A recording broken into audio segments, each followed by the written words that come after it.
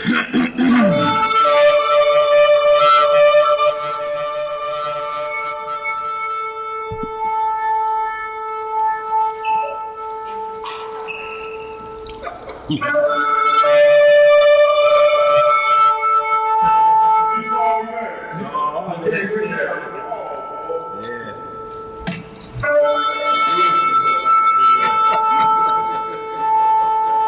just accident prone. Still a 10-second rule.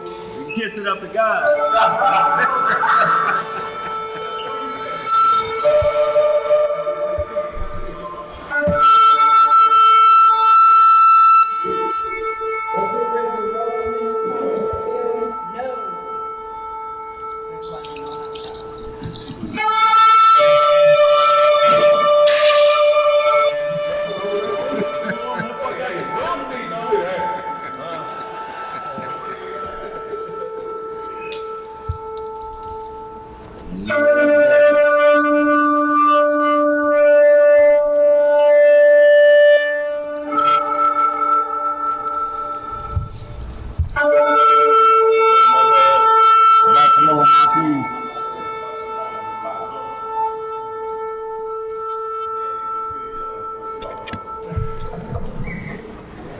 Shabbat shalom, everybody.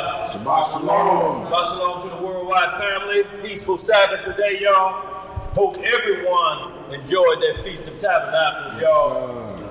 As we look forward to our next doctor appointment, the Feast of Dedication. So, y'all, we'll be getting with you, getting prepped and prepared for that, y'all. We always want to be a prepared people. Don't let it come up upon us. So y'all know how we do. We turn toward Holy Jerusalem. Men uncover, women are to cover their heads. Y'all, we lift our hands up high to the Most High today, y'all, for His blessings. And with that, y'all, we're gonna get this feast day on. All right, family, we're gonna get this opening prayer, and it's with the Most High's permission, and in the name of His only begotten and beloved Son, our Lord and Savior, Yahushua HaMashiach, and we know him as Jesus the Christ, family. Long live the King. Long live the King. Reading in the book of Psalms, in the 87th chapter, it reads, His foundation is in the holy mountains. Yahweh loveth the gates of Zion more than all the dwellings of Jacob. Glorious things are spoken of thee, O city of Yah. Selah. Selah. I will make mention of Rahab and Babylon to them that know me. Behold, Philistia in Tyre with Ethiopia. This man was born there. And of Zion it shall be said, this and that man was born in her. And the highest himself shall establish her. Yahweh shall count when he writeth up the people, that this man was born there. Selah. Selah. As well the singers as players on instruments shall be there. All my spirits are in thee. Hallelujah. Selah. He talked about that city, didn't he? Yes, sir. Said out of all the dwellings of Jacob, ain't nothing like that city, y'all. And he talking about Revelations 21, that great city, New Jerusalem. Yes. Y'all, today's lesson, the Holy Rescue. And y'all, kind of inspired by this lesson, out at Tabernacles, sitting around chopping it up. And we were just breaking bread with our brother Shamar. So, we want to just kind of touch base on this again, on the chariots of the Most High and the ships of Tarshish. To get this clear and understanding of a flesh gathering as well as a gathering of the spirit. And both will be used, a flesh vehicle as well as a spiritual vehicle. So, y'all, we just want to touch base on that and get some clarity, because it can be to a point to where it seems like, you can't grasp the understanding. Is it going to happen then, or how is it going to happen now? Or when do we physically move back into that land to take control? So y'all just wanted to touch base on that, but y'all know how we get down. But last week too, you had a question out there. Somebody online had a question, just kept coming in. What was their brother name? Because we are Zachariah Fritz. Zachariah Fritz. If you out there, just run them questions again, bro. We ain't holding nothing back. But He was basically saying that when you read like Romans 9, and anywhere you reading about an Israelite, it's got to be a black person. You know what I'm saying? yeah, that old stuff. Come on, Zachariah Fritz. That's old news, man. You still on that? I got some cousins that look white. Right, absolutely. But what we're talking about is what the instruction manual saying. If you biting a piece here and biting a piece there, you ain't gonna never get the full meal, will you? No. Right. You're just taking bites. You'll never understand the taste of it. You won't get all the ingredients. You have to start at verse 1 of Romans 11 where it said the subject matter. Has God cast away his people? That's all it's talking about. Mm-hmm. Go ahead, bro. Yeah, what he was saying was, he said, I still love, this is what he said last. This was like this the other day. He said, I still love this assembly, but they need to cut the Jew and Gentile foolishness. Paul was speaking to Hellenized Israelites who live in Rome. The only problem with that is that you got in Romans 11, you got the Hellenized Israelites getting a blessing. Why would I change? Right. If my mind is Hellenized and God giving me a blessing and you the natural branch and you still cast out, what the hell do I care about being the natural branch for? It don't make sense, do it? It's the same as Romans 2 and 9 that says honor, glory, righteousness, all the gifts of God to the who first? To the Jew. And then to who? To the Gentile. So if I'm in that mindset of Hellenized, I'm still getting the blessing first. That's it's right. just the one that know who he is getting it, but I'm still getting the same blessing. Exactly. Do that make sense? No. Why would I come out of Hellenization if I'm still gonna get the blessing you gonna get? Yeah. It don't make sense. I'm still caught up on foolishness. What you talking about foolishness? This ain't foolishness. Well, man. Get some and what we're understanding. talking about is a practice exclusion doctrine that exclude everybody else from the kingdom of the Most High, and it ain't never said that. It just said you should be the head and they should be the tail. It still gotta be a tail. Right. If it's not a tail, then you gonna make Israel the tail. And you're going to have them serving yourself. Get out of here with that one rest doctrine. Come on, Zachariah Fritz. Look, send him that Romans 11 quick hitter board and then have him chop that up and send it back to us and tell us this where you erroring at. This why it sounds like Christianity. Because you erred right here, you erred right there. But don't come in here with that bits and pieces and taking a bite here and a bite there and think that this is what's going to happen. Right. And then you listening to foolish people? Right. So y'all know how we get down, but it ain't personal, Zachariah Fritz. Y'all, we talking about getting down to business, but if we gonna say what's Hebrew Christianity, we know what that is, and those are exclusion doctrine that say we're all or nothing. Either you all Israel or you don't get to come. Everybody got to. That includes all the wicked of Israel. Yeah. I don't want them around me. Right. You ain't done nothing. And the Most High don't want them around because he purges rebels, don't he? Man, that's what he does. He purges rebels. So y'all, we play a game, but get at us, bro. If you want to break it down, let's break it down. Yeah, Christianity, we ain't talking about that. Right. Yeah. And it's all about just chopping up doctrine. We talking about a Christ follower. Yeah. A Christ follower. Not a Joseph is the daddy follower, but a Christ follower. So y'all, we're gonna go and get in this lesson. We got any questions or concerns? Anybody, anything on your heart, mind, or soul? Anything? Anybody out there? How we looking out there, y'all? So far, so good. No question. Well, I just, still again. Want to send out healing prayers to the house of Uriah. Yes, sir. Ananiah. Yeah. Ema Barb is Yeah. down with a bad back or something going on with her. We got to pray for her. Because that's why we ain't seen her last week with her salad. Yeah. Yeah, I talked to her today. She feeling okay, but told her just rest up. Right. Leave for long haul. But shouts out to Mr. His soul day today. Oh, praise Yes, God. sir. And once again, y'all want to send up condolences again to our brother Obadiah Ben Israel, original 4th Tribe Static Attic member. You know, mom passed away, so y'all, her home going to be Monday. I mean, Yeah, the 11th. Yeah. So just wanted to send out that to brother, and you know, y'all, we all we got. Yeah. We all we got, y'all. So with that, today's lesson, the holy rescue. Because when you're captive and somebody come and save you, you've been rescued, right? That's right. So it's a gathering, it's a large rescue of a gathering of the outcasts of Israel, the remnant of them, they're going to be brought back. But we see a flesh side of this in the scripture, and we see a spiritual side of this. So we got to touch on both sides of this so we clear the matter up and get some clear understanding. Because if we don't, we're going to run into the issue of thinking we can go home while them Edomites are still in charge. That's just going home, ain't it? That's it. You still ain't in charge. And if you ain't in charge, that means you still a tail. You just a tail at home. That's it.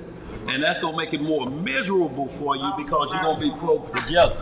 What you say, sis? Bossed around your own house. Bossed around in your own house. Who want that? Man. You know, and that's what they was doing to the tribe of Dan when they airlifted them back. In those two airlifts from Ethiopia, they called it Operation Moses and Operation Solomon. But they were treating them like how they used to do welfare people. When you first got on welfare back in the 60s and different things, they would send a rep to your house, check the closet for a man's shoes, look up in the closet, look in the refrigerators, and you had to wait till they leave. They sign off on it, then they leave.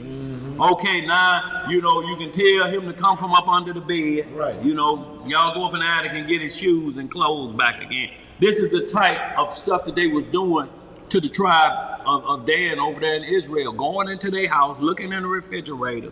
They're like, we could have stayed where we was at. What was they harassing them like that for? Huh? Why they harassing them? Because they was in charge. Still. Right. You're still getting bossed around in your own house because it wasn't time yet. They say only thing we need y'all for is to learn the rights of the red heifer. And y'all the only tribe on this earth that seem to know it. So that's why we came and got you, because they know it.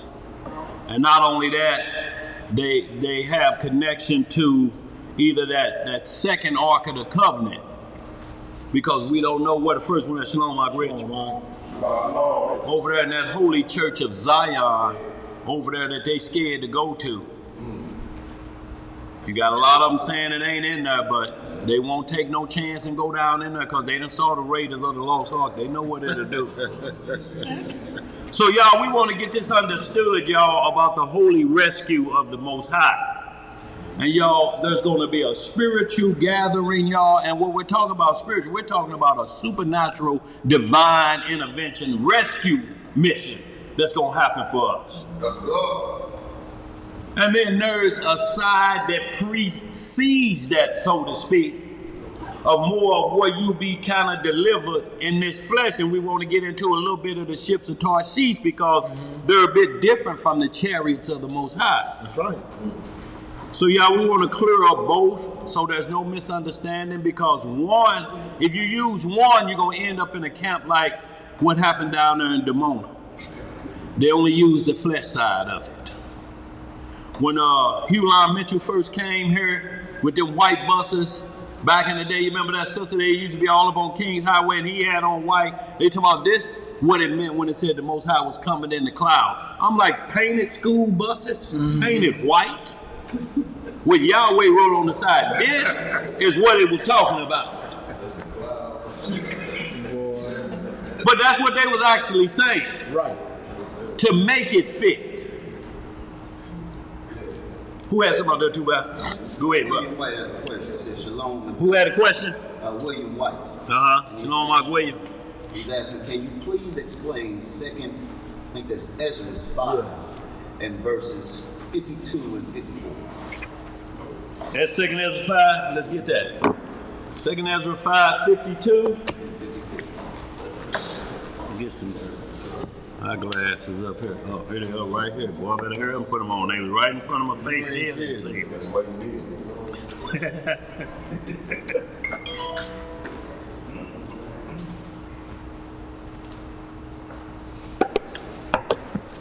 2 Ezra 5, okay.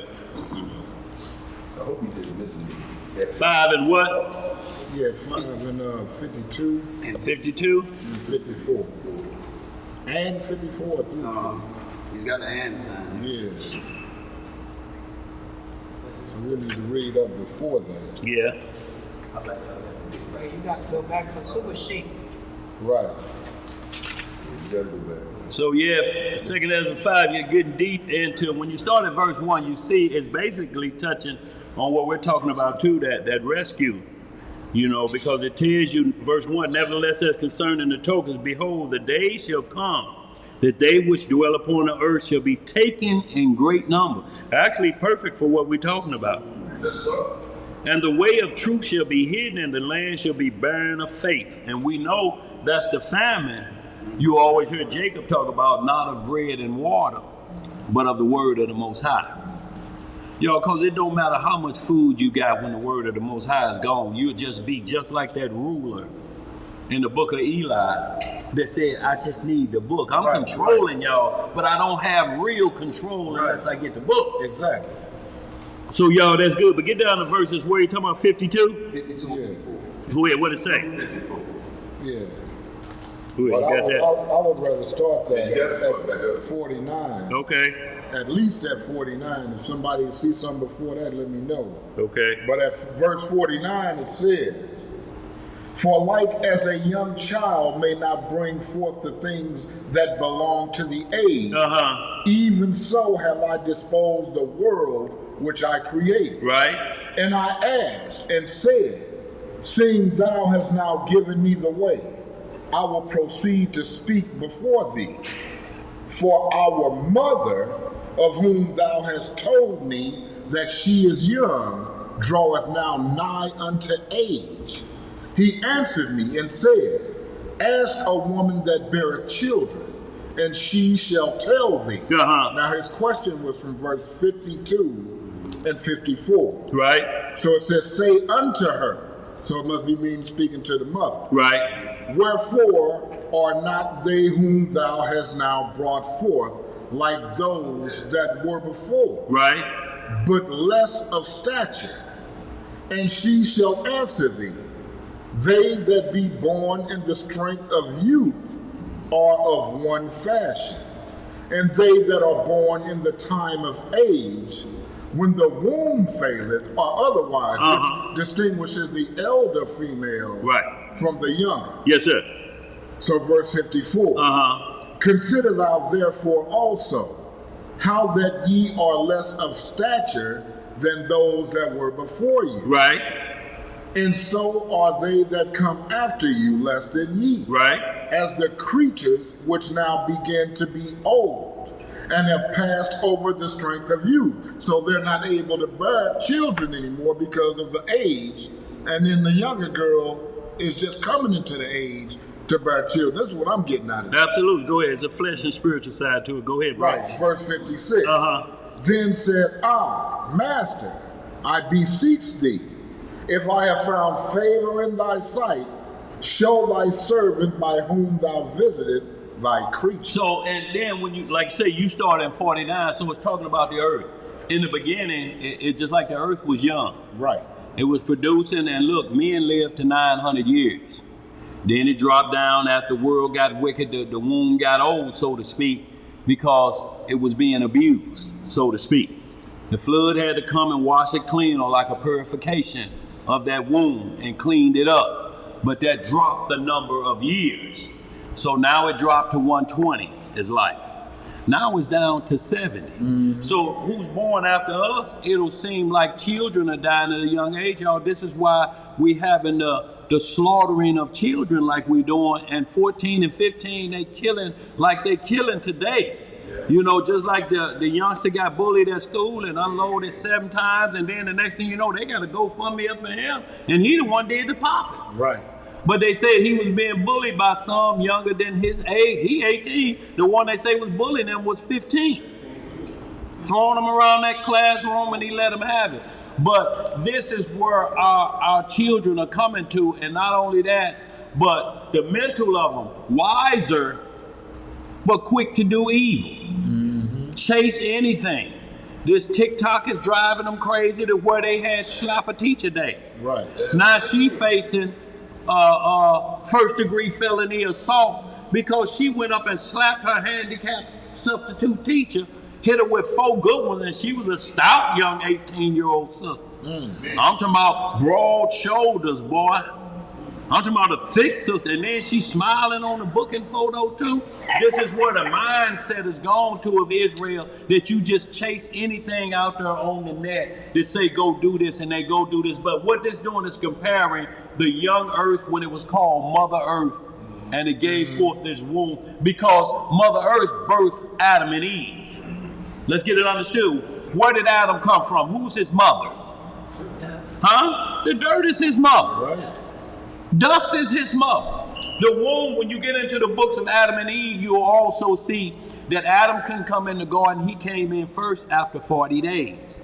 And then Eve was brought in after 80 days. But these are the same laws written in the book of Leviticus 13 through, when it talks about 15, when it talks about if a woman have a male child, she's unclean for 40 days. And then she can come back in the assembly. If she have a girl child, she's unclean for 80 days. And it's talking about the land or Mother Earth the same way. So Adam came in after 40 days into the garden. And when Eve was created, then he brought the woman to the man after her days of birth, because the earth, it's a mirror image, y'all. One is just spiritual and we get fleshly on the other. But it's telling you that it's like the womb is starting to get like Elizabeth, old, and like Sarah, and it can't produce anymore. It's past menopause, so to speak. But it will be renewed at the coming of the Most High. And we're going to start off with that so we get some good understanding in Isaiah 66 and 15. He's saying anything else? Hope that understood. But what he need to do is read that. William, you need to read that starting at verse 1 to get the subject matter. And you'll understand it perfectly of what Ezra is asking him concerning the second coming. And as you get into 2nd Ezra 6, you'll see that where he talks about 2nd Ezra 6, but the beginning of Esau. Shalom, y'all. The beginning of Jacob is the end of Esau. So it gets into that, y'all. So it's tightening that up. But William, get into verse 1 of that and get some good understanding and read on down unto that. So when you in that 2nd Ezra 6 and you get to verse 6, you see the words picking it up again. Give me a little bit of that while you in that area. Just that 2nd Ezra 6. Start about verse 6. 6 and 6? Yeah, so it goes right into this. So you get an understanding where it's saying we're closing in on the last time. That's all it's saying about the earth. It's those that dwell upon it. Y'all, our days are getting shorter and shorter. Anytime we talk about making 70 like it's an accomplishment. Right. When Adam lived 930 years. What is 70 to that? He lived 800 and you start doing the math, what's that 800 and what more than us? 800 we talking about. Yeah, some of them didn't have babies. They were like, what, 3, 4, 5? Boy, look here. That's when the earth was fresh. Go ahead. But now everything's contaminated, the water, the food, everything, so it kills this flesh faster, and it's killing the earth because we're putting all that trash back in the earth like that. Y'all, have y'all ever been to a landfill or a dump site? And they putting all that back in the earth to let it consume it again? You know, they do it in the ocean, but it's killing, it creating wormwood. The earth is waxing old, y'all. Right. It's wobbling. It's got bad knees. Go ahead, read that, bro.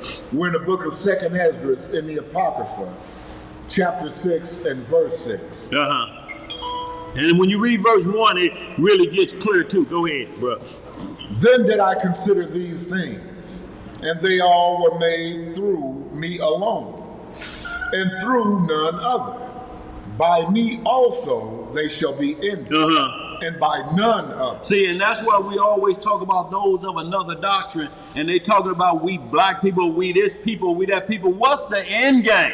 That's what we need to know. How long do this game run? Right. I mean, you could be a Black Panther all you want, but who's still in charge? Right. When are you going to take charge? What is the end game? What we talking about? Is it death by violence and we just going to shoot all the bullets we can and be non-existent? Or what's the end game for whatever doctrine? What's the end game for Muslims? Right. Concerning us?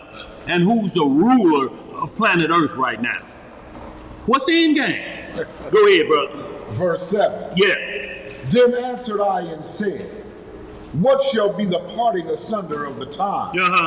Or when shall be the end of the first, and the beginning of it that followeth? Right.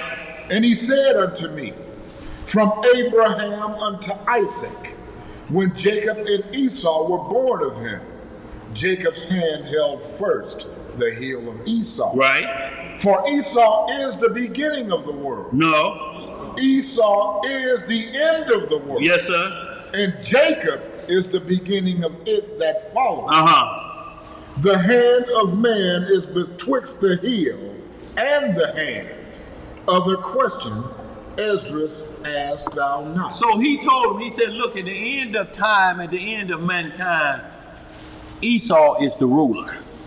So for those who say that Esau is the Arab, then we got a problem. Because we got to get Arab money ruling the world like the American dollar rules planet Earth. Right. I don't care where you go. You got some American money in your pocket. They know what that is in the jungle of the Amazon. But come over here and try to pull out Well, pull out something with Saddam Hussein on it. pesos. Or some Bin Laden money.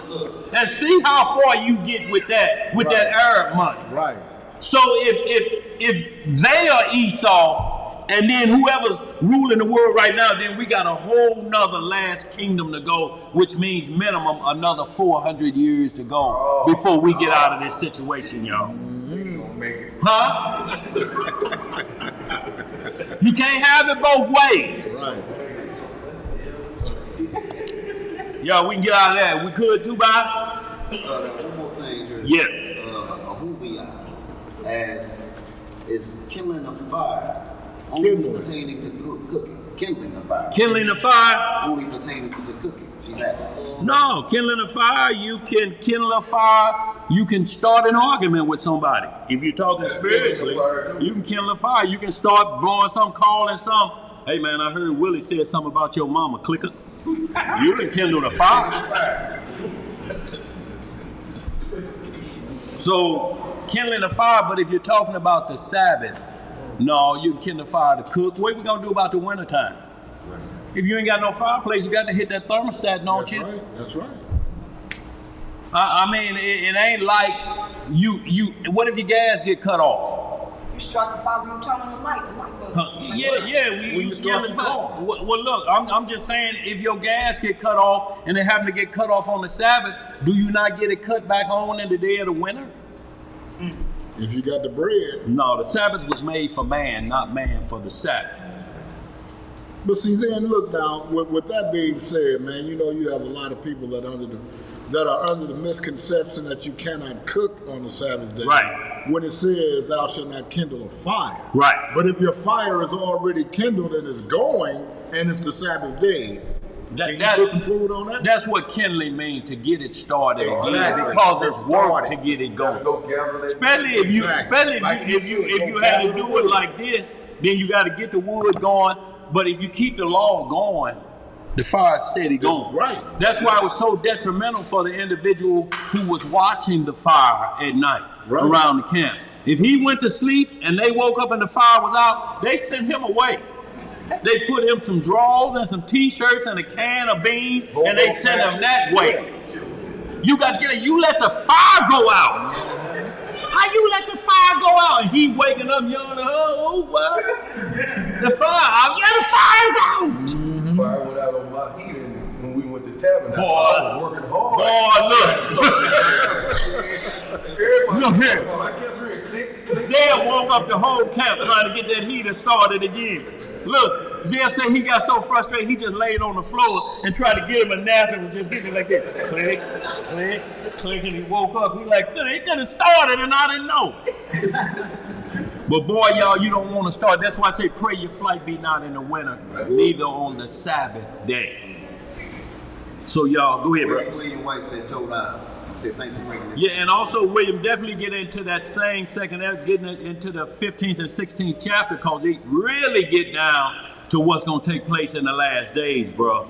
But always start at verse 1, y'all, is always the subject matter. It prevents cherry picking and somebody pointing you to a scripture and then changing your whole thought process of making you think something is in condemnation. Always go back to verse 1. It's always the subject matter. I don't care what you do or what you read, the very beginning is always the subject matter. You can't start in the middle to get conclusion of the matter. It ain't there. Right. You can't start at the end because you done missed everything in the beginning and the middle. Right. You got to go back to the beginning. That's what Messiah say. As it was in the beginning, so shall it be.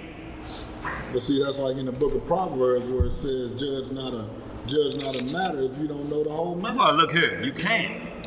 You cannot judge a matter before you know the full understanding. How you gonna already make a decision and party two ain't came in yet? Right. You don't know the whole matter. You got one side of the story. Right.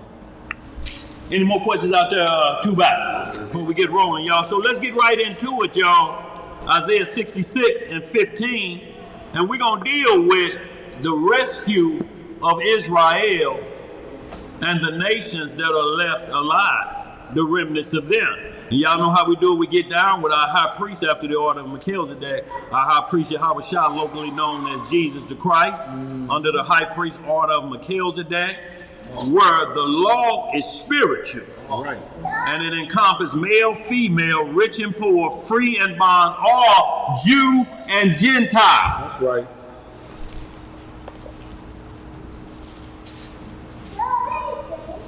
If you keep saying everywhere it says Jew in the Bible, the New Testament, or wayward Israelites, then I'll stay a wayward Israelites because they getting blessings too. Right. It's going to be a problem no matter how you slice it. It's like saying Cornelius was an Israelite, devout man of God. An angel was sent to Peter to get him ready for this Hellenized Jew, and still ain't nobody told him he an Israelite yet. Right. It don't make sense. And not only this, but this is what I want you to think about. Peter, who's the natural branch, so to speak, the Israelite that's conscious, is being sent an unconscious Israelite that an angel visited, that the angel talked about his family and everything. What is it that would make him want to switch over to Peter? Right. And Satan had already beat up on Peter a couple times. Had the cock crow on him a couple times. But yet this Israelite that don't know who he is coming to you by a commission from God. And he still don't know when he leave. Peter did like this. Shh, don't tell him he an Israelite though. Everything else is cool. Right. It don't make sense. Right. Right, absolutely, y'all. He know it. It don't make sense, y'all. Right. Let's get it. Where we at? Reading in the book of Isaiah, chapter 66. We'll start the reading in verse 15. Let's get some understanding, family. For behold, the Most High will come with fire. What he gonna come with? He'll come with fire. And with his chariots like a whirlwind. Right. To render his anger with fury and his rebuke with flames of fire. For by fire and by his sword will the Most High plead with all flesh. With how many flesh? With all flesh. And the slain of the Most High shall be many. See, he didn't say the murder of the Most High, because the Most High don't shed innocent blood. That's right. That's why he said there's going to be a plead in there. And what that means is he's giving out sentences as a judge would do. That's what he does. See, when you take a plea deal, that don't mean you getting off the hook. That means you've accepted the punishment of the judge. It may be just lesser. Right. But you took the plea deal instead of going to court. Right, right. Let's read some more. Verse 17. They that sanctify themselves and purify themselves in the gardens behind one tree in the midst, eating swine's flesh. Eating what? Eating swine's flesh. And the abomination and the mouse shall be consumed together. So the Most High say, if you sanctify yourself And that means to say I'm saved. That's self-sanctification. Right. You say, I know I'm going to heaven. I'm good. I'm good to go. I know I'm good. You sanctifying yourself and purify themselves, make myself clean in the gardens behind one tree. And gardens are like groves. They're like churches that built up with trees that don't mean nothing, but it's saying like one tree in the midst. So it's taking you back to the Garden of Eden, like talking about Satan. One tree in the midst that's leading you astray, and it tell you can do whatever you want to do. Right. So it's saying you're eating swine's flesh, which you say it's the same as eating a mouse. Right. He said it's the same meat family. Right. And the abomination. And the abomination shall be consumed together. Right. That means burn up together. Yeah. He said if this happened at the second coming, he said when I come back in my chariot to render my anger against the world with fire. Shalom, that turner. Shalom, Judas. He said, I'm looking for anybody that's claiming they righteous, self-righteous, right, and guts is loaded with pig meat. Ham hock helper. That sounds greasy. Yeah, it is greasy. Purified in the mouth to be consumed together, said the Lord. Go ahead, bro. Where else yet? Verse 18. For I know their works and their thoughts. It shall come that I will gather all nations and tongues. And what? And tongues. And they shall come and see my glory. See, this is an inclusion. He including the whole world. Exactly. Unless Israel is all nations, and we know that ain't the truth. And all tongues. That don't make sense, do it? Especially if you're hollering a Hebrew game. Come on, man. Language. What else it say? Verse 19.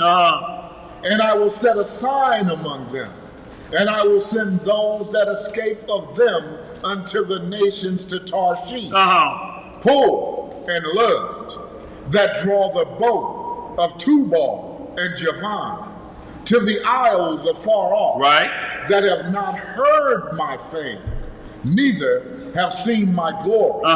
And they shall declare my glory among the Gentiles. And they shall bring all your brethren for an offering unto the Most High out of all nations. Out of what nation? Out of all nations, upon horses and in chariots, right, and in litters, and upon mules, and upon swift beasts, to my holy mountain Jerusalem, right, saith the Most High, right, as the children of Israel bring an offering in a clean vessel into the house of Yahweh, right, and I will also take of them for priests and for Levites, saith Yahweh.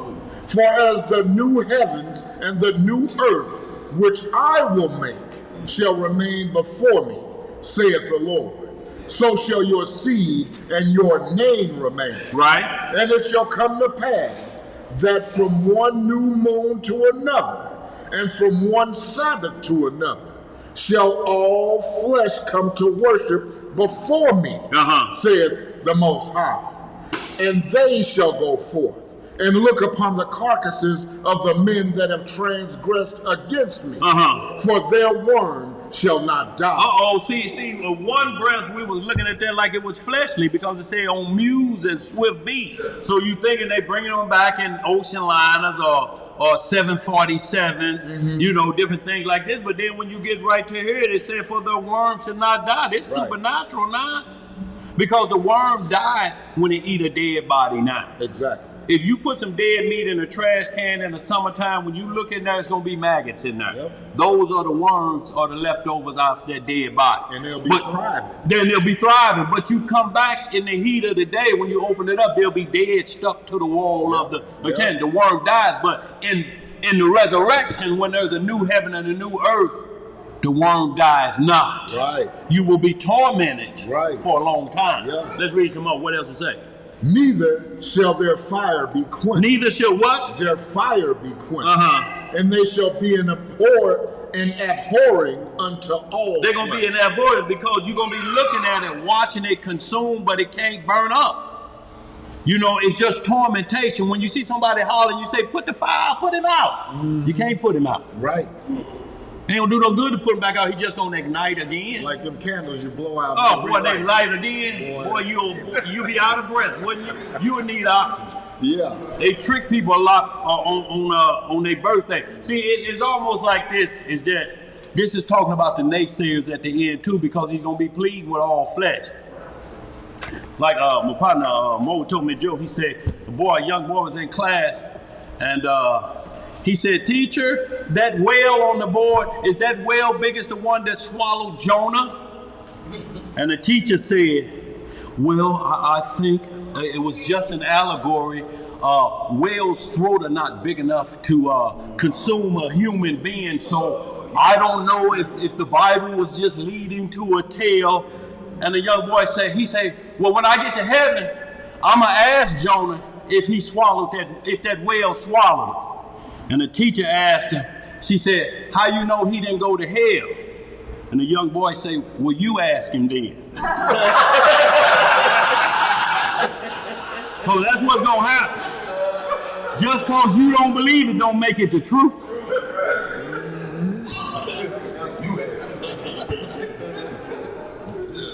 Let's get it back, y'all. Let's pick this right back up, y'all. And we're talking about the holy rescue. So we seen how he's going to come back with his fire and chariot. And it seemed like we got both the ships of Tarshish and the Most High now. But we're going to see how it went down. We're going to start again in how we got rescued in Egypt. Let's hit just a little bit of Exodus 13.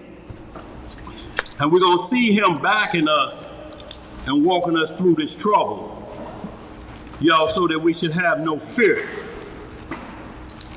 But the minute you talking about, I know I'm going to heaven. Right. You know it. Bet y'all you can see. Boy. I bet you probably could too. Yeah.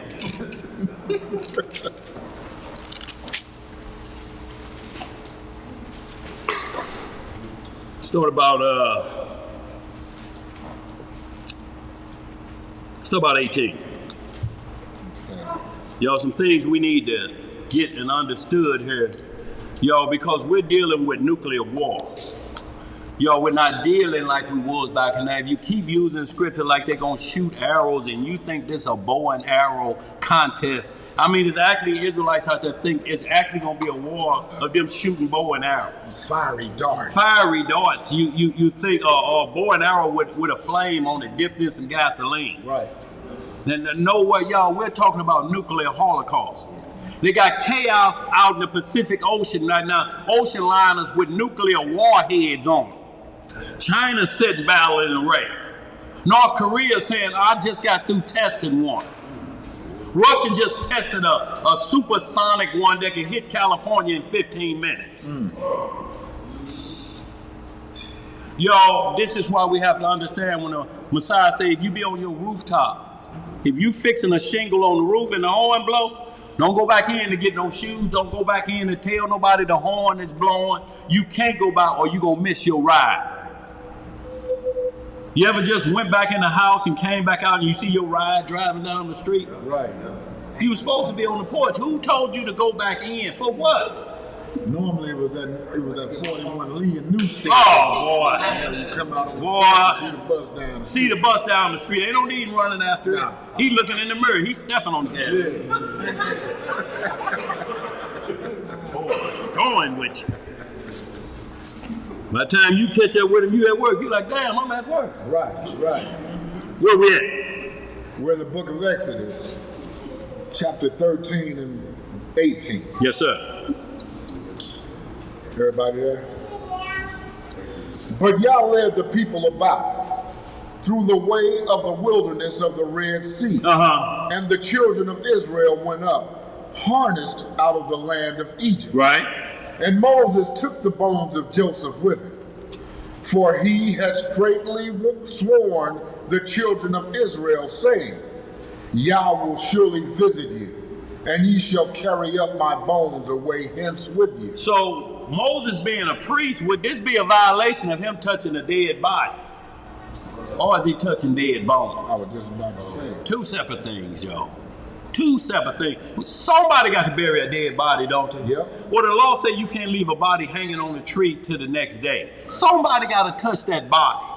So this lets you know that anybody that may have a job in a funeral home, you're not unclean or you're not defiled. Somebody got to deal with them bodies. Yep. Or you think you got a plague now on earth? Let dead bodies lay out and rot in the sun and see what you get. Terrible. That's why you couldn't eat roadkill. That's a dead body on the road. You can't bring that home and serve it up. Right. But the scripture. Your daddy did it, boy. Look here. Your daddy was a roadkill expert. Oh my goodness. Boy, pull over. Pull over, boy. Boy. Strap it to the car. Strap it tight, I tell you. Yeah, your daddy breaking the law, huh? He ain't got no white foam coming out of the side of his mouth because he probably eat some rabies. Oh, a country boy? Yeah. We got prolonged rabies, huh? My sister eat beaver. She here in St. Louis. She eat what? Beaver. Beaver? She gonna bring it over her, come over here. Could y'all put this in y'all freezer?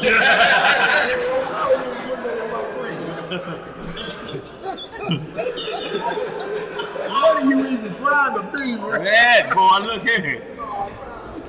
But y'all, we just kind of making it understood there was rules to prevent us from being a defiled people because we were a holy people. Certain mountain men, they would eat dead flesh on the road or whatever, but being the children of Israel, we were a light to the Gentile, we couldn't do it. So we had laws that tell us we couldn't eat nothing that even, we couldn't even eat nothing that dieth of itself. That means if a cow had a heart attack, we couldn't eat that. Right. That means it died of itself. But that's what Trump daddy made all his money. Trump daddy made all his money off of horse meat. Dead horse meat. Dead horse meat. And Horses that will fall off the cliff, yeah. Yeah, you know that. Yeah, so he was selling everything. That's where they got their fortune from. Right. Yeah, during the gold rush, yeah. They going through different places hungry, trying to get to that gold, and he like, I got some horse meat sandwiches. Horse meat surprise, go ahead. You go in that store. That's where hoof and mouth started, go ahead. In that store down the Broadway, they call it Dynamite. Yeah. Oh, that's one of the reasons they got shut down. They sell horse meat for beef. That's what, yeah, I heard about that. I worked in there. Boy, you they worked in had there. mice eating on the food, and I threw a thing of bologna away, right? The owner told me, you didn't even cut that up and try to wash that stuff off. Wash mold off. The food that the mice made on, they just cut that up into little slices and put it in a wrap up and give it to you. See, that's why the name of Dynamite blow your damn stomach off. That shit, boy. I couldn't take it no more. And the whole time I'm like, my mama been feeding me this all my life. Boy. But Yeah. Hey, I used to work back there. They used to bleach the chicken. Yeah, they did. Bleach the chicken? Yep, they used to bleach the chicken to turn it back white. Yeah. What? Boy. Yeah. And pack it right back up. Yeah, they going with the price. Yep. The They dynamite. was big on repacking stuff that was bad. I'm glad I And the day never was shot out, that. we took the wrapper off of it. And put another date on it? Repacked it and sits back out there. Yeah. Places do. They Huh? have a bag full of blackberries that's got all mold on them, blueberries. Yeah, and then wash them off. They tell you to wash it off. Man, that's up.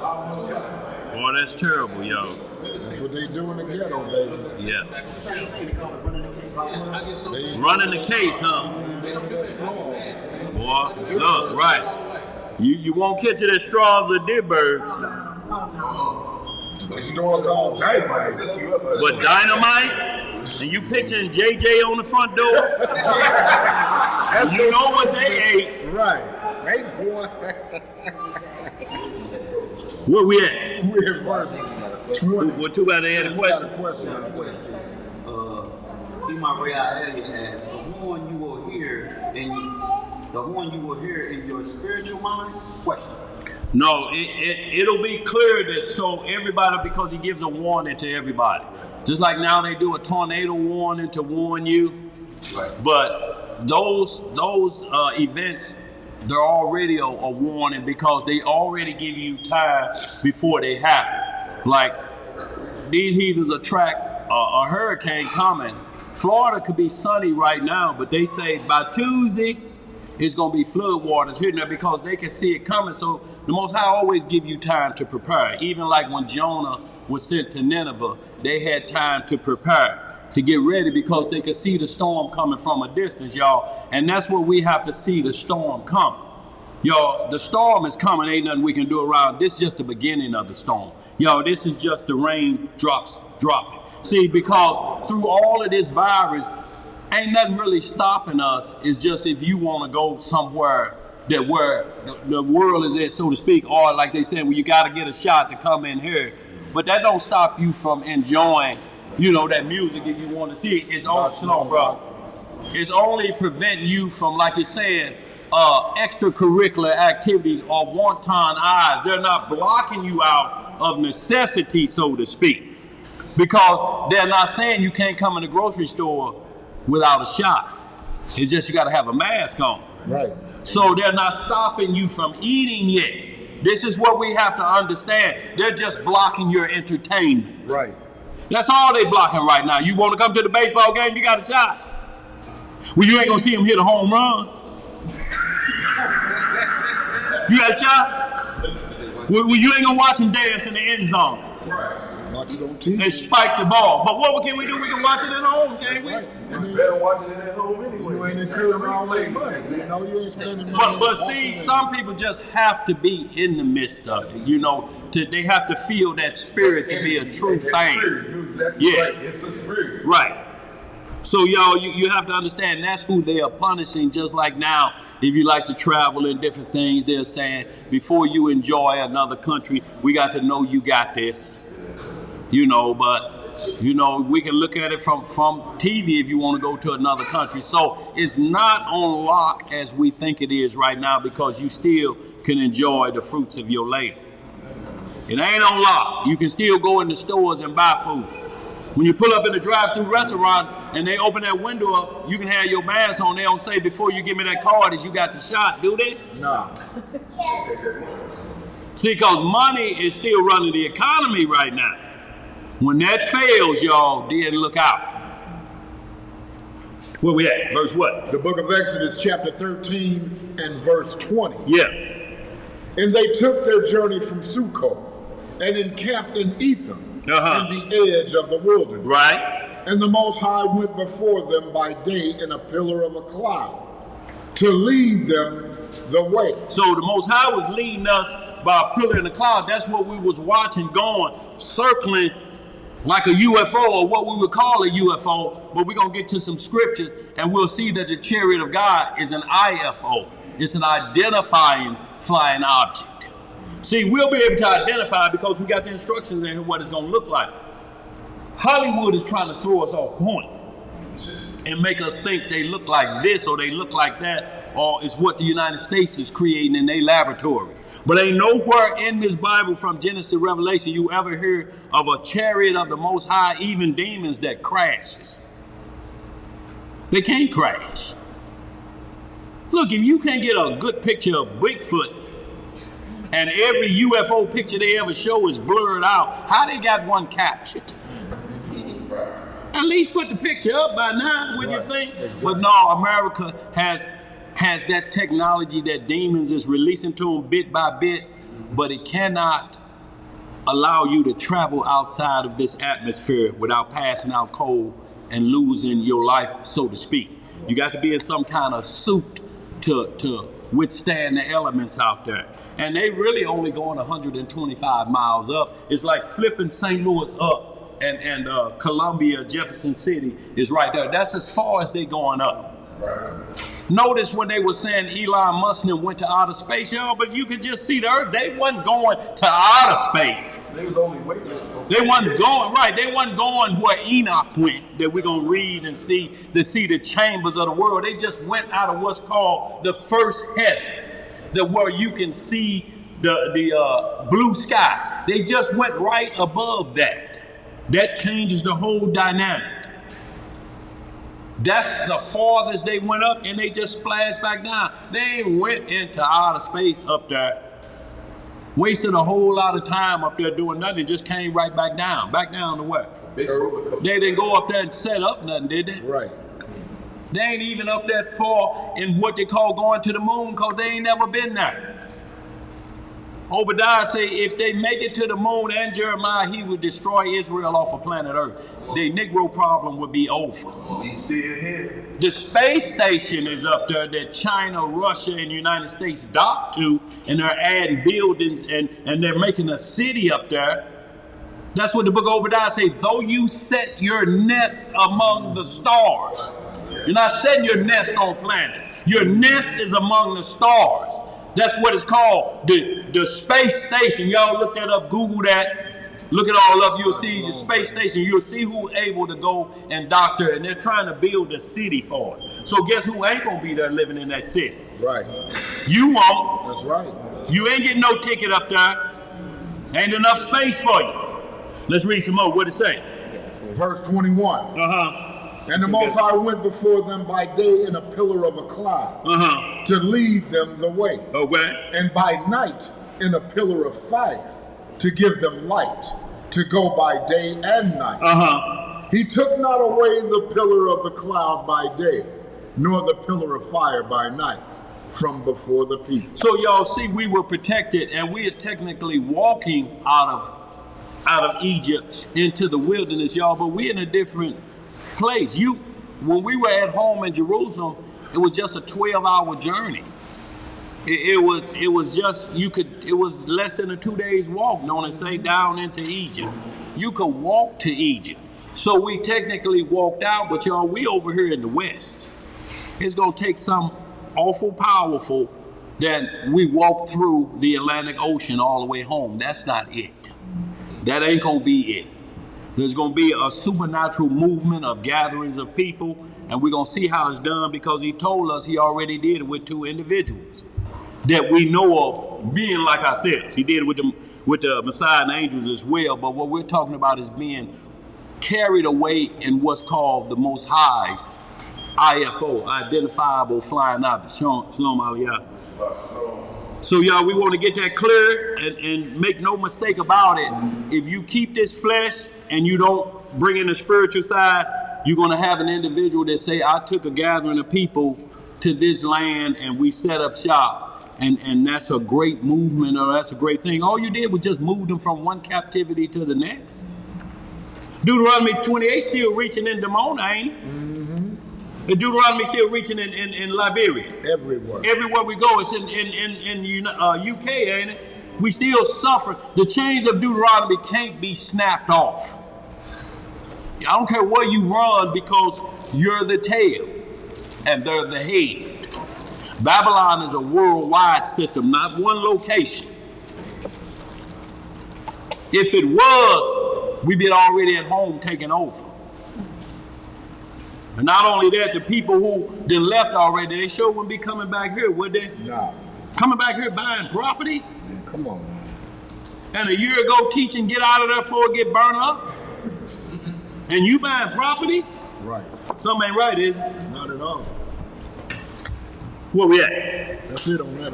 Okay, so y'all, let's get right here. So we see the gathering, but let's get some Isaiah 4 so we can understand it. Y'all, we're going to get into Isaiah 6. Because y'all, what we're dealing with is the flesh side of the first gathering, with a supernatural power leading the way so the Egyptians can get it. Y'all, we marching with families, children, and they on horseback and chariots. It's the only thing that saved them from coming at us. It's the same way when we get ready to leave. It's the only thing that'll save us from them attacking. We wouldn't stand a chance. You think they let a Greyhound bus full of us just get through the border? Hebrew bus let them through. No, y'all, it's going to be supernatural, y'all, because we're in the age of nuclear holocaust.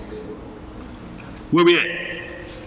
Isaiah 4th chapter, y'all, and then we're going to get right to Isaiah 60, y'all. And we're just talking about the flesh side, because this is a deliverance of the flesh after it's been cleaned up, though.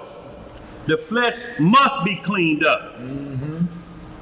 Because you can't take that same mindset home that the woman you got ain't the woman you thought you were supposed to have. No, this is cleanup time. You can't make this now either. Right. This chapter and verse, because it's going to lend to you to tell you the time when it's going to take place.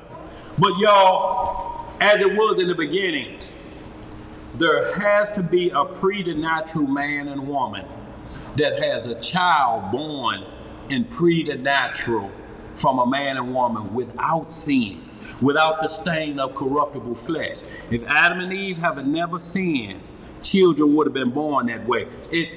That has to be completed. It cannot be voided out and say, because the devil say, well, yeah, you know, that never did work with Adam. You know, that's why we're going back to the beginning. That's why we're going back to the Garden of Eden. That's why that was the new city. Eden is the world. He planted a garden eastward in Eden. He just put the Garden of Eden right here. This is the garden. Eden is the whole world. And he just put the garden right here in the east side of it. That's what we have to understand. We have to get that garden back here in the world, but it has to be washed clean first. It has to be washed clean, but it's going to be washed clean with fire this time. Not with water. Right. Let's read some more. Where we at? Isaiah 4th chapter. Isaiah chapter 4, verse 1. What it say?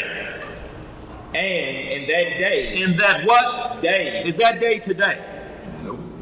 Go ahead. 7 women shall take hold of one man, saying, we will eat our own bread and wear our own apparel.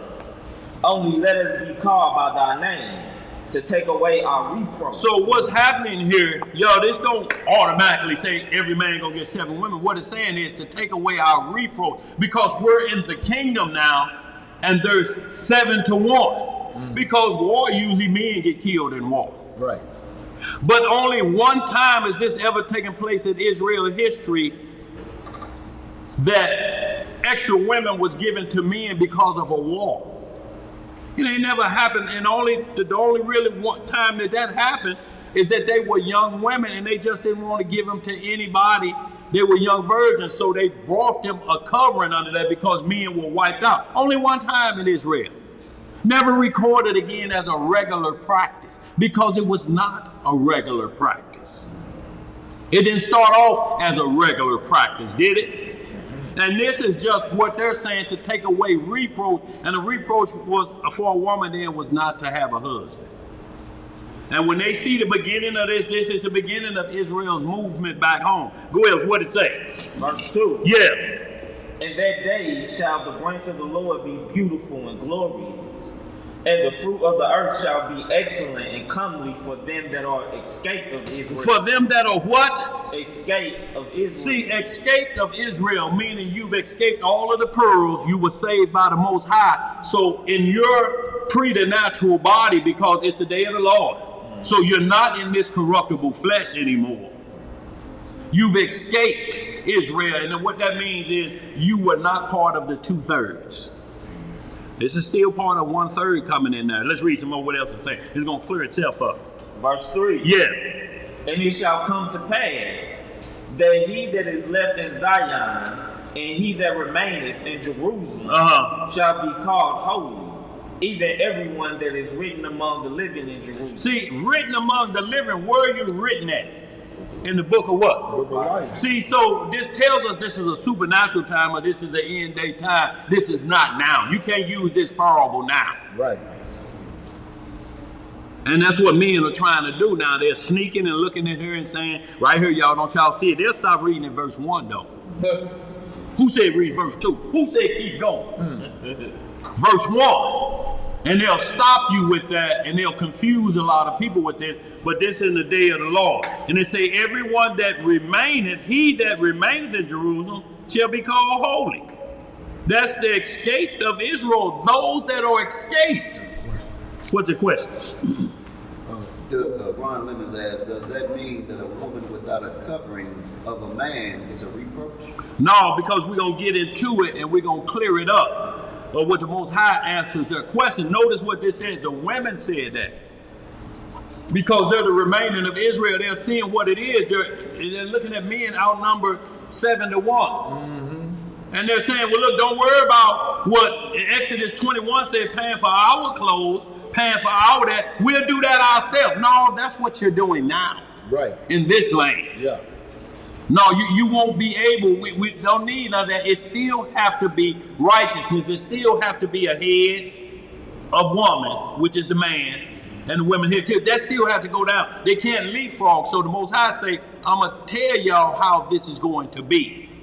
But Israel has to be repopulated, and that's going to take place of those that escaped that haven't died yet. Right, and then it's just like you saying, it's 7 women to every man, and then it says, only let us be called by thy name, right, looking for a head, right, to take away our reproach. Boy, you own it. Yeah. You own it. You see what I'm saying? So they want to be in a righteous order. Their mindset is not like that, but the Lord gonna clear it up for them. Let's read some more. Because, yo, this is feeding off of Isaiah 3 that a lot of these same men like to torture women with. But they don't even look at the spiritual side of that. That it's talking about the house of Israel first. Exactly. Before you can even look at it as a man and wife and a woman and wife. That's saying they're hard-headed, they stiff-necked. And that's talking about the man at first, spiritually.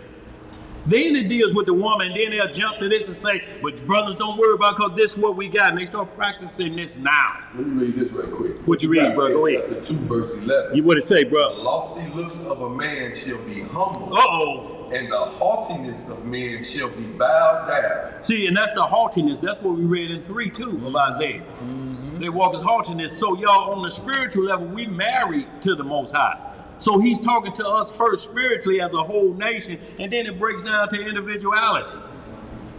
But this is not for you to use as a weapon against the other sex. What man hateth his own flesh? How do you keep going to the wicked woman's store? That's the problem I'm having. Right. Every woman you get, you got to change up where you shop at. There you go. Or where you're finding, the man that finds a wife finds a what? A good thing. What store are you going to that said the man that finds a wife finds a wicked thing? Because that's what they keep saying. Video after video after video. I found another wicked woman. When are you going to go the way of Paul and just say, I don't need a woman no more? That'll solve your problem. That'll end your wicked woman problem, won't it? Yeah. Paul said, I wish every man was as myself. Yeah. If your portions keep coming up wicked, something wrong With you. Yeah. And that's because they start marriage out in the bedroom. We's married now. Did you see Biden when he said that he said my patient's running out for those who won't take it back to him. Yeah. Then he turned around and said when they threw the cameras in the microphone after he said that, he said, oh no, I don't think it's right. No man is placed to marinate this amongst the humans of the earth. Boy, look here. And he just said, you're for real. He back at the next time like a moonwalk, like that. It's a faith checker, bro. Look, then, then he just said, you know, like, quoting, repeating Bill Gates, no man runs the poor will escape his vaccine. Right? What you doing? I mean, where you at? Because they're questioning him because it's all an experiment now. Right, all of it leading up to where we need to be. Y'all, it's just a forerunner. They take this, know what's at the door. Everything is moving to this. And not only this, but this has your consciousness on it. If you think you done deleted everything, go to that thing called the cloud and watch what comes back. This is your consciousness. If you making movies and y'all watching together and then say delete it off both phones, it's in the cloud. They watching and they like, look at it. Look at him right there. Scratching like that, then he gonna smell his fingers. Look at him. We gonna put that on the Daily Mail. Look. Your consciousness in here, this is what they come for. They come for your Facebook posts, all of that, they come for your consciousness. We need to know what you're thinking. So what we have to do is remove everything thought process wise except for what you have control of, because it's going to tell us how you think. It's going to tell us who you hang around. And we're going to connect the dots to wherever. If we're looking for you, it's got GPS on it. Every picture you take shows latitude and longitude. They can pinpoint exactly where you were. You were standing on the corner of Martin Luther King and Cove Reagan when you took that picture. No, I wasn't. I was in Israel. Okay. Yeah. Where we at? Isaiah chapter 4, verse 4. What it say? When the Lord shall have washed away the filth of the daughters of Zion. Hold it right there. So, see, you can't keep having wicked woman and use Isaiah 4:9. Or you wouldn't have a wicked woman, would you? What does he say? He gonna wash away what? The filth of the daughters of Zion. See, say this when this has to happen. So how are you using it now and you're still saying wicked women? Mm-hmm. That's an oxymoron, ain't it? You can't have it both ways. See, when you use it the other way, you're using guile against women and men to take them out of responsibility. Hell, he can't buy a pair of shoestrings and you tell him he can have as many women as he wants. I'm talking about what a grown man with 3 wives and he tell another brother, can I smoke with you, brother? Oh. You ain't got a pack of cigarette money, and you got multiple wives. And they ain't got no cigarette. And they ain't got no cigarette money either.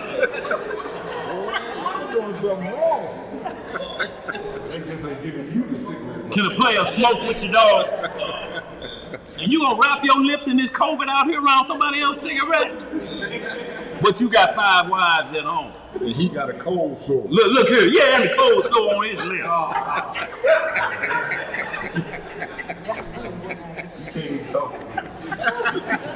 And you know why, y'all? It's all because of scared of the resurrection and death, because they scared of where it says, those that die before the second coming, they'll be like the angels.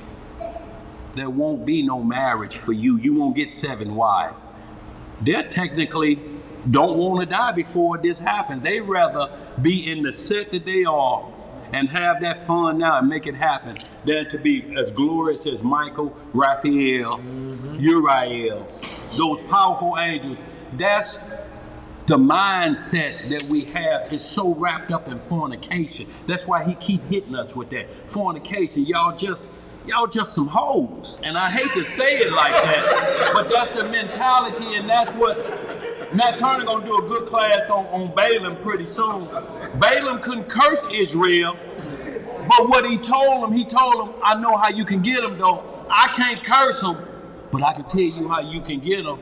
He said, run them daughters of Baal Peor behind. He said, they gonna be licking their eyebrows like you ain't never seen. Them the horniest Negroes around. And that's what every nation say about us. They are promiscuous people. All you have to do to get them in check is run some whores at them and they gonna get in check. And this is why they keep saying wicked women out there. This Baal Peor mindset. They keep running after the same thing over and over and over again, trying to make one righteous. Well, you're going to have to start at the beginning in a public ceremony, and maybe it'll change. But you can't keep starting in the bedroom. They keep running up behind these girls, look like they painted their pants on. Boy, look here. Let's see, women fall in love with what they hear. Yeah. Men fall in love with what they see. Boy. You understand? But it's one-time eyes for both of them. Mm-hmm. Because we're looking for a quick fix. Yep. Where we at?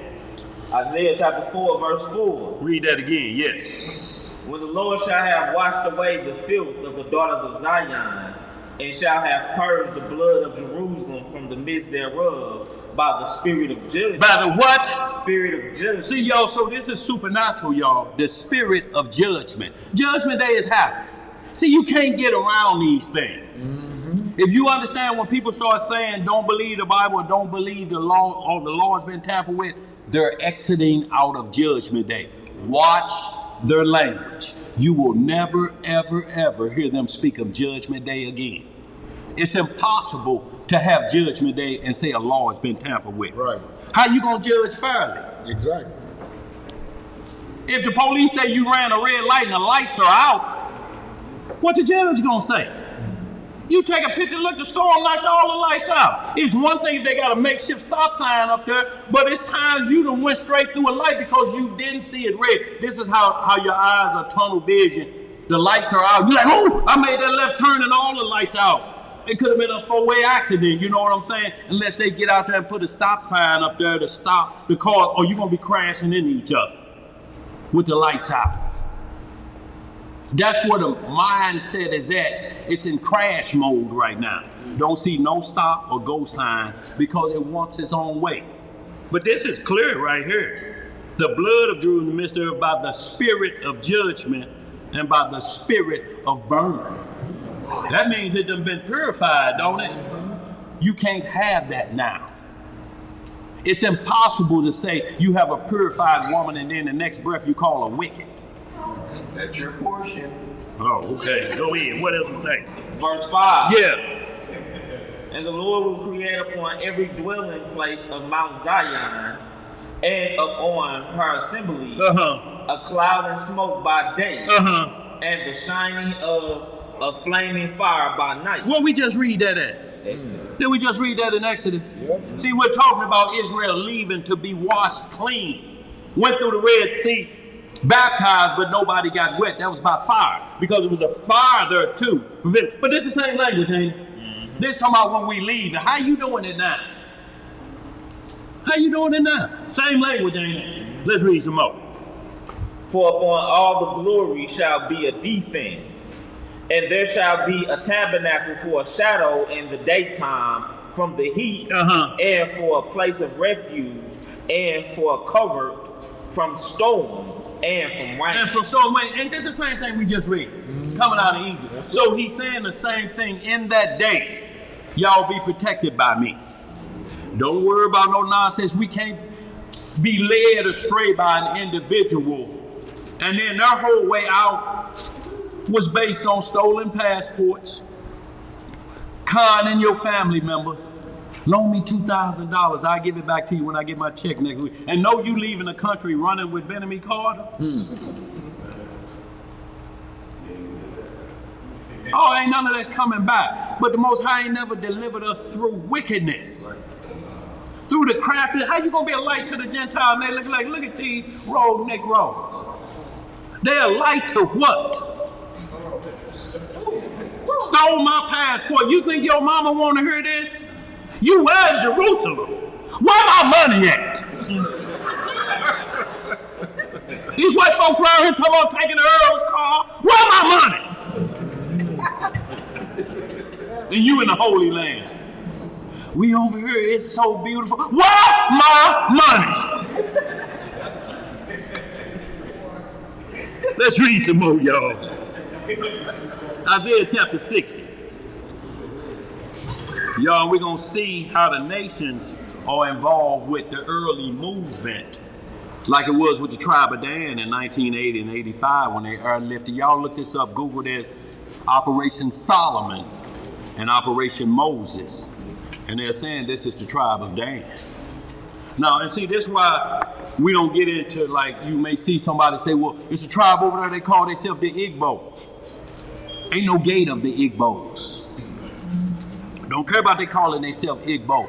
They need to trace it back to one of them 12, like this tribe of Dan did. They can call themselves the Bantu. We don't care what you're saying. We the Americans, ain't we?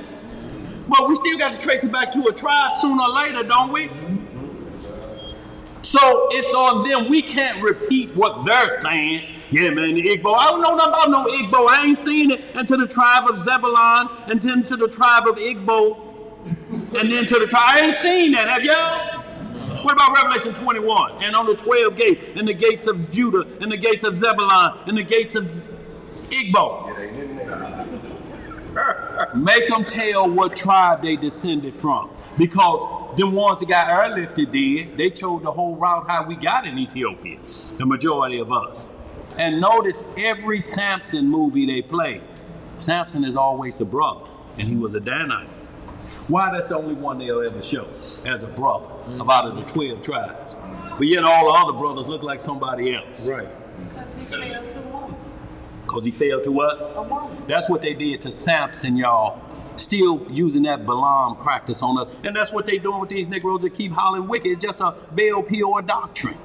It just lights their eyes up, and they, you know that commercial that where when that thing used to see some of his eyes come out, ooh, God.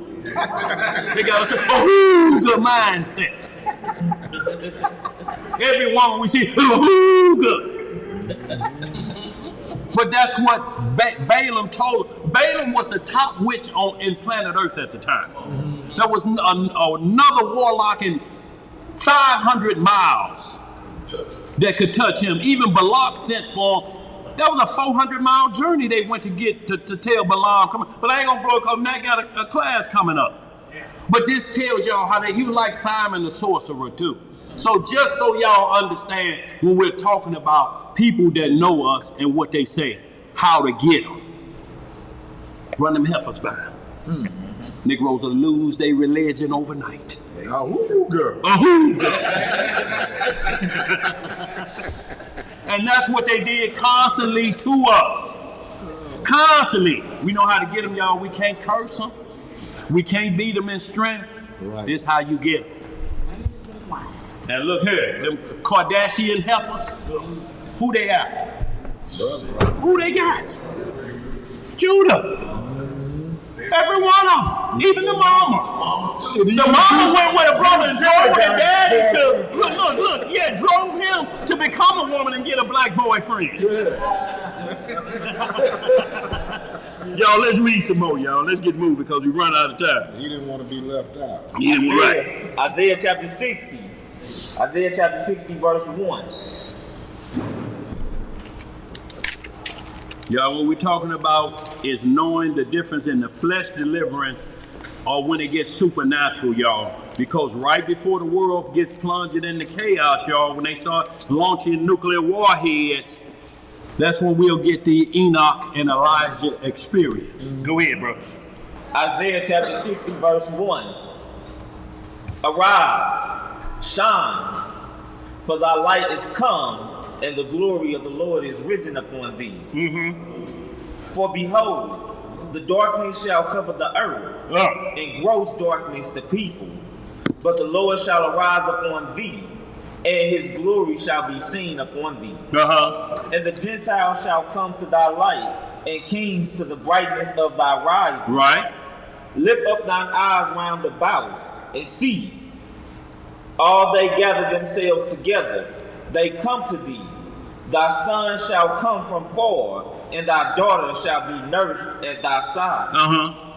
Then thou shalt see, and flow together, and thine heart shall fear, and be enlarged. Because the abundance of the sea shall be, converted? Yeah. Converted unto thee.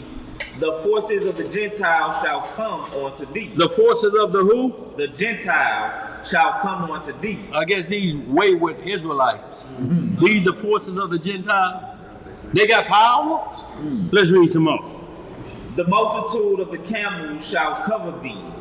The dromedaries of Midian and Ephah, all they from Sheba shall come. They shall bring gold and incense, and they shall show forth the praises of the Lord. Because it's going to be like Messiah, like those wise men was from these nations. They brought gold and incense and frankincense, didn't they? That's what the world going to bring. That's going to be the offering to Israel. They know money and gold ain't going to get it. Shalom, Levi. Let's read some more. Verse 7. Yeah. All the flocks of Kedar shall be gathered together unto thee. The rams of Nebaioth. That's good. Yeah, Nebaioth shall minister unto thee. They shall come up with acceptance on mine altar, and I will glorify the house of my glory.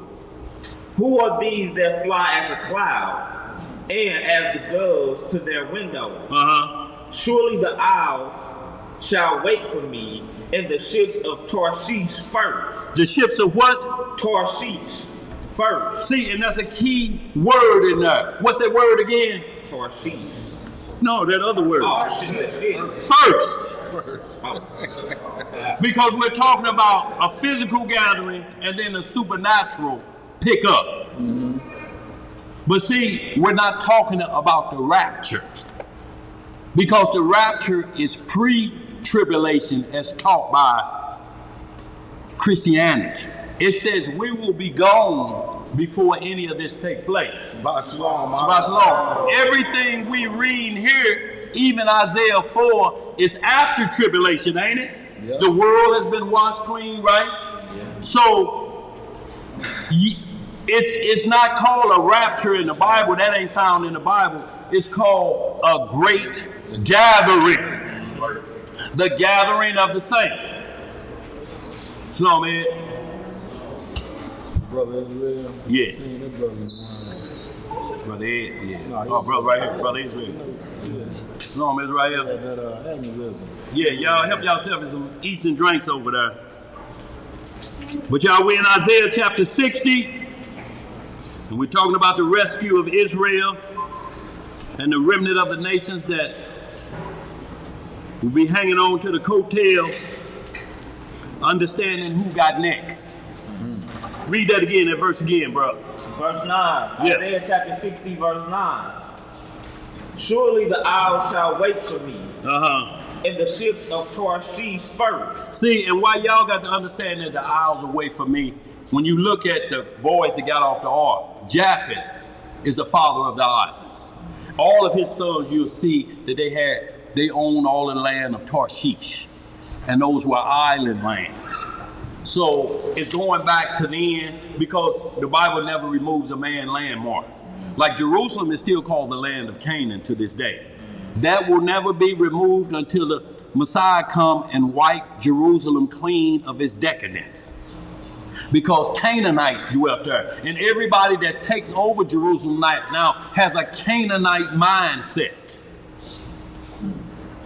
They deal just like Canaanites did until the Messiah wash it clean. And then the name of it be called the Lord our righteousness is there. That's what Jerusalem will be called then. Oh, we're going up to the Lord our righteousness location. That's what Zechariah 14 said. That's how the other nations will know. But right now, he can't or he won't remove the landmark name. Just like in Revelation, we see after the Antichrist, the war with who? Gog and who?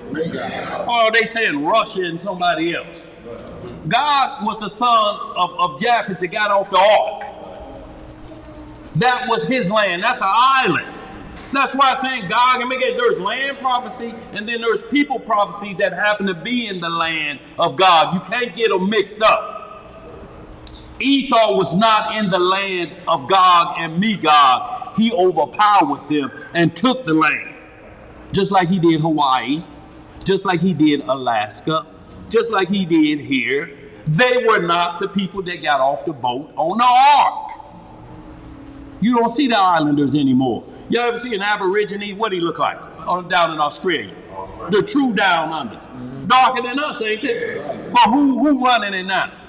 Crocodile Dundee. And that other boy that messed with wild animals and snakes and got his chillins messing with them. What's his name? Steve Herb, a starfish bit him. Yeah. But they just showed his son playing with a boa constrictor like it was nothing. What you said? Starfish bit him. What bit him? Some bit him. A stingray. One of them bit the hell out of him. Right. Attacked by a starfish. Yeah. Don't them things bite too? No. Oh, okay. Oh, that's a jellyfish that bite like that. Yeah. Let's get some more, y'all. Isaiah chapter 60, verse 9 again. Yeah.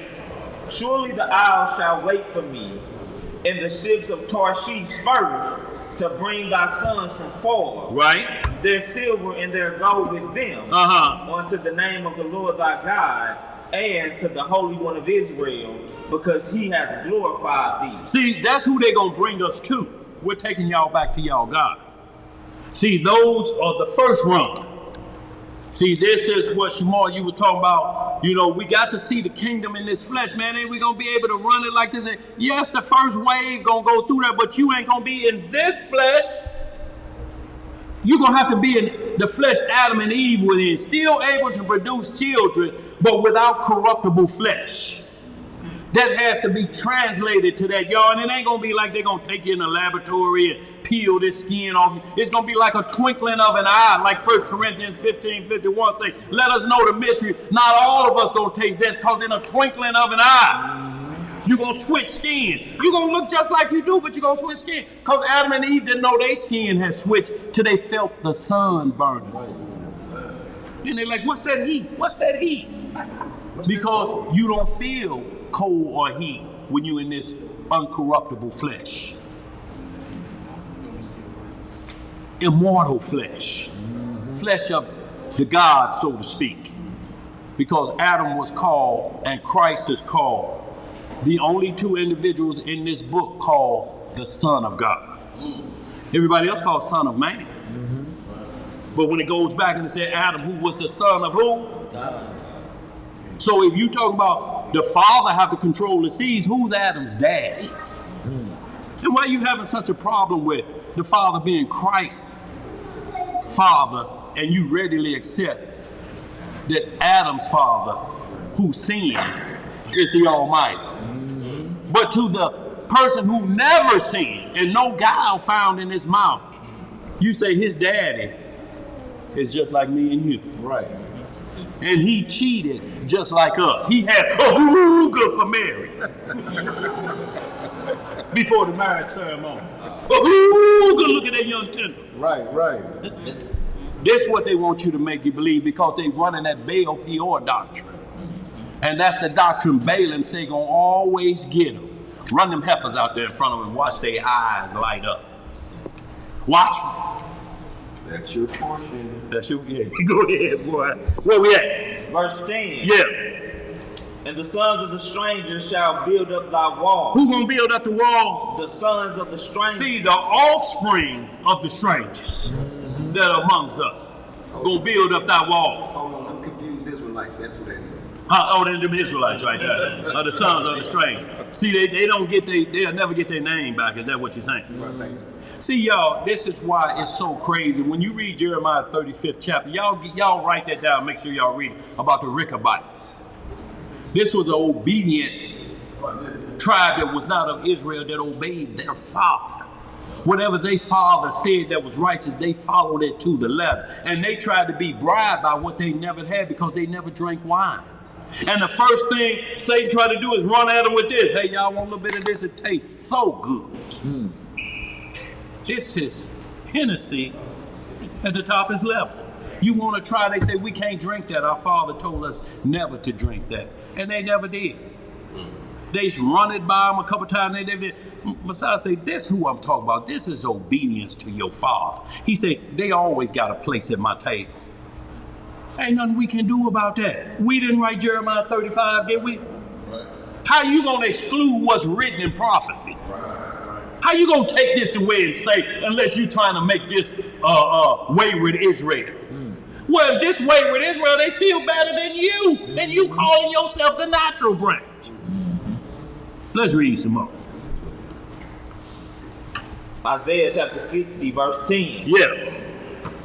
And the sons of strangers shall build up thy walls, and their kings shall minister unto thee. For in my wrath I smote thee, but in my favor have I had mercy on thee. Therefore thy gates shall be open continually. They shall not be shut day nor night, that men may bring unto thee the forces of the Gentiles, and that their kings may be brought. So they're bringing their kings up there to worship, to understand. I'm talking about Donald Trump as a servant. Can you picture that? He ain't as crazy as y'all think.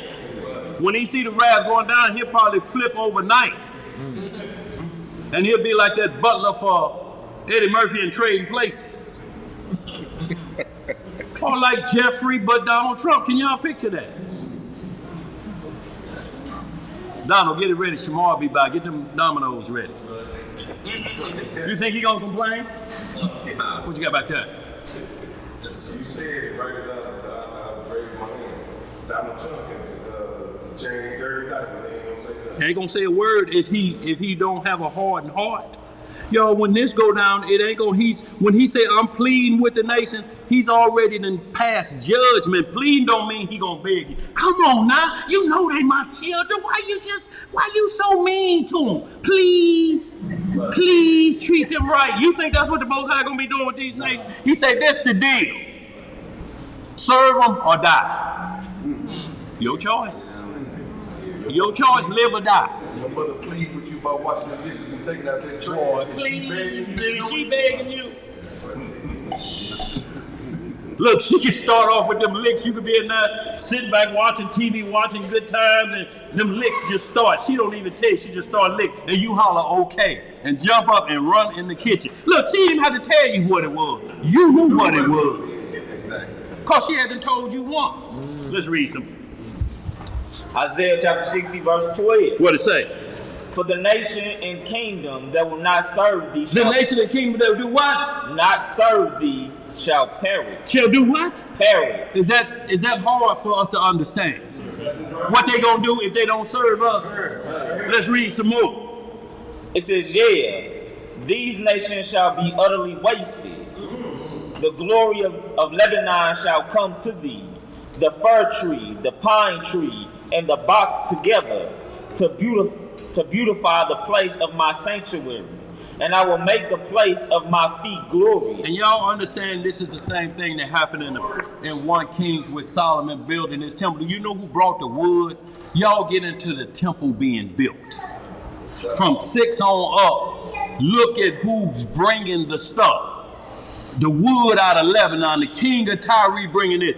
Nations bringing, we had our own zoo. They was bringing peacocks and all type of animal, apes and stuff. So we had a zoo in that kingdom. But the nations was bringing that and providing that. The Queen of Sheba brought it up. What she bring with her? She brought enough gold to run 10,000 countries and laid it at his feet.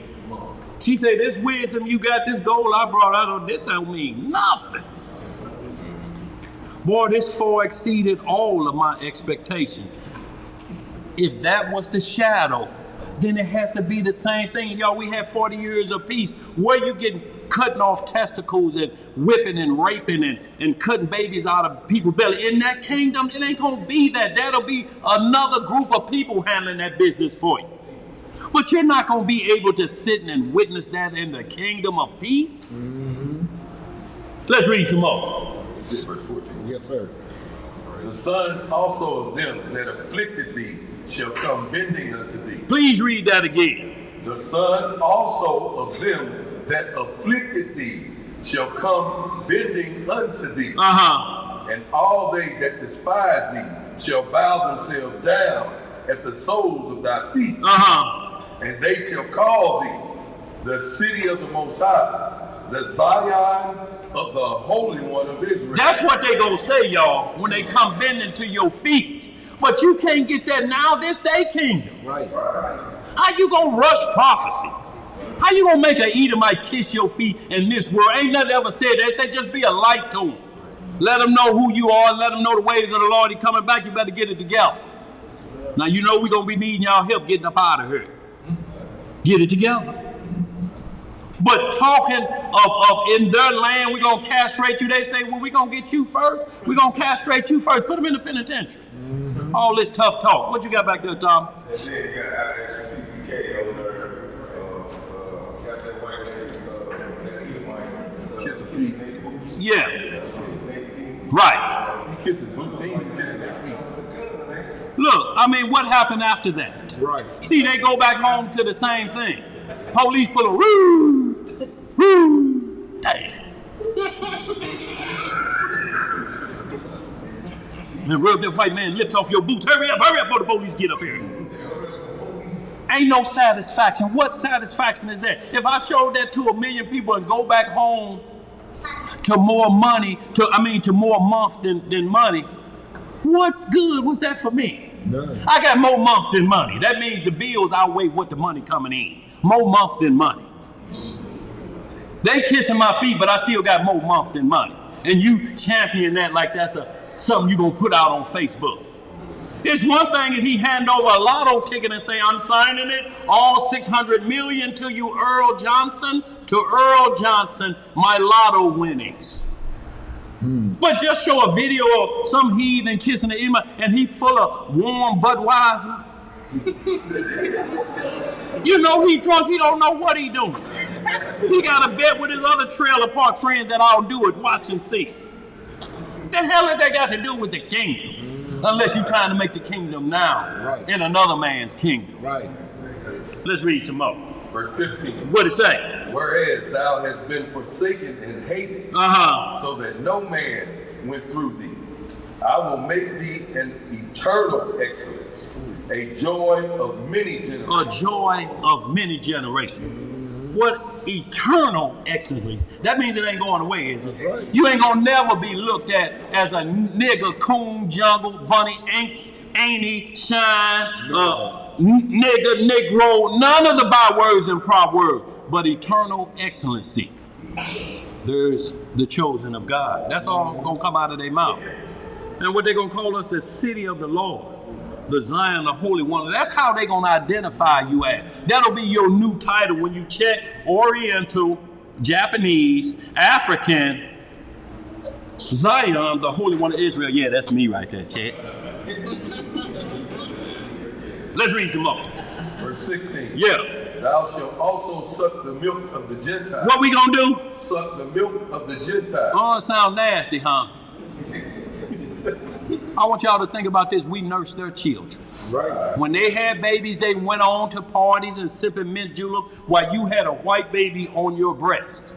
Mammy did. Y'all remember Rosewood? When a woman on Good Times, Esther Rose said, I raised all you, I nursed you, Willie, and Jasper, you know I raised you too, all y'all raised.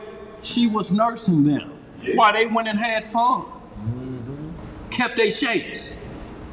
So they'll be our nursing father, meaning they'll take care of our children. That's all I'm saying. Take care of the children. Let's read some more. What else it say? Thou shalt also suck the milk of the Gentiles, and shalt suck the breast of kings. See, if you take this literal, you'll be thinking Negro lips, baby lips wrapped around Donald Trump's breast. No, that ain't what this talking about.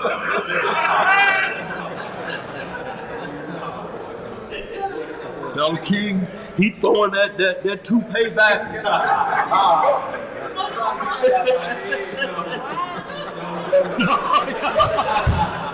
No, it ain't that, y'all. I just happened to look up and see what you were doing. The breast of kings is his wife, is his queen. To suck the breast of kings is his wife, is the queen. She's got to break down to nursing mode. You know why? Because that's what happened with Moses. When Pharaoh's daughter found him, she said, it's a Hebrew baby, but I ain't gonna tell nobody because we kind of look like them Egyptians. Guess who she went and got to nurse him? She went and got his own mother to nurse him for her. And she became a nurse, which it was rightful that way, but that's how it goes. It wasn't like, you know, a man, you're going to be sucking his breast. Ain't no milk coming out of that. No. At least I hope not. Let's read some more. Thou shalt also suck the milk of the Gentiles, and shalt suck the breast of kings. And thou shalt know that the Most High am thy Savior, and the Redeemer, the Mighty One of Jacob. See, he said, so you'll know that he's the Redeemer. When you see their most powerful person, their wife, it's like the Queen of England holding Shorty back there, taking him over to the swings, and they're saying, boy, this the Queen of England. This, and they're handling our children, you know, like this. They're in that role. Don't care nothing about y'all used to be queens. Y'all servants now. Let's read some more. What else to say? For brass I will bring gold. And for iron I will bring silver. And for wood brass. And for stone iron. I will also make thy officers peace, and thy exactors righteousness. Violence shall no more be heard in the land, wasting nor destructive within the borders. Thou shalt call the walls salvation. Read that verse 18 again, y'all, because this is what we have to understand if you're going to be in the kingdom. This is what's going to happen. You're not going to be slaying nations up in there. You won't have any servants. Who's going to take care of everything? If you kill all other nations, who's going to be your servants but Israel?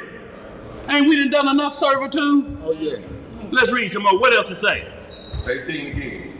Violence shall no more be heard in the land. See, violence shall be no more heard in thy land. Violence. What is castration and lynching? What is that? Is that violence? Let's read some more. Wasting nor destruction within thy borders. Right? But thou shalt call thy walls salvation. What we gonna call our walls? Salvation. And thy gates praise. Right? The sun shall be no more thy light by day, neither for brightness shall the moon give light unto thee. But the Most High shall be unto thee an everlasting light. What kind of light? An everlasting light. And thy power, thy glory. Read that last verse. Thy sun shall no more go down, neither shall thy moon withdraw itself. For the Most High shall be thine everlasting light, and the days of thy mourning shall be ended. So we see this is not a time that we can go back home in this same mindset. Why would we go back home with mourning? You can go back to Jerusalem, but what if your daughter died the next day you get back in the Holy Land? Is that going to be any different than they dying over? What you going to say to the It just died of America. It just died of America. Is that going to make the mourning any difference?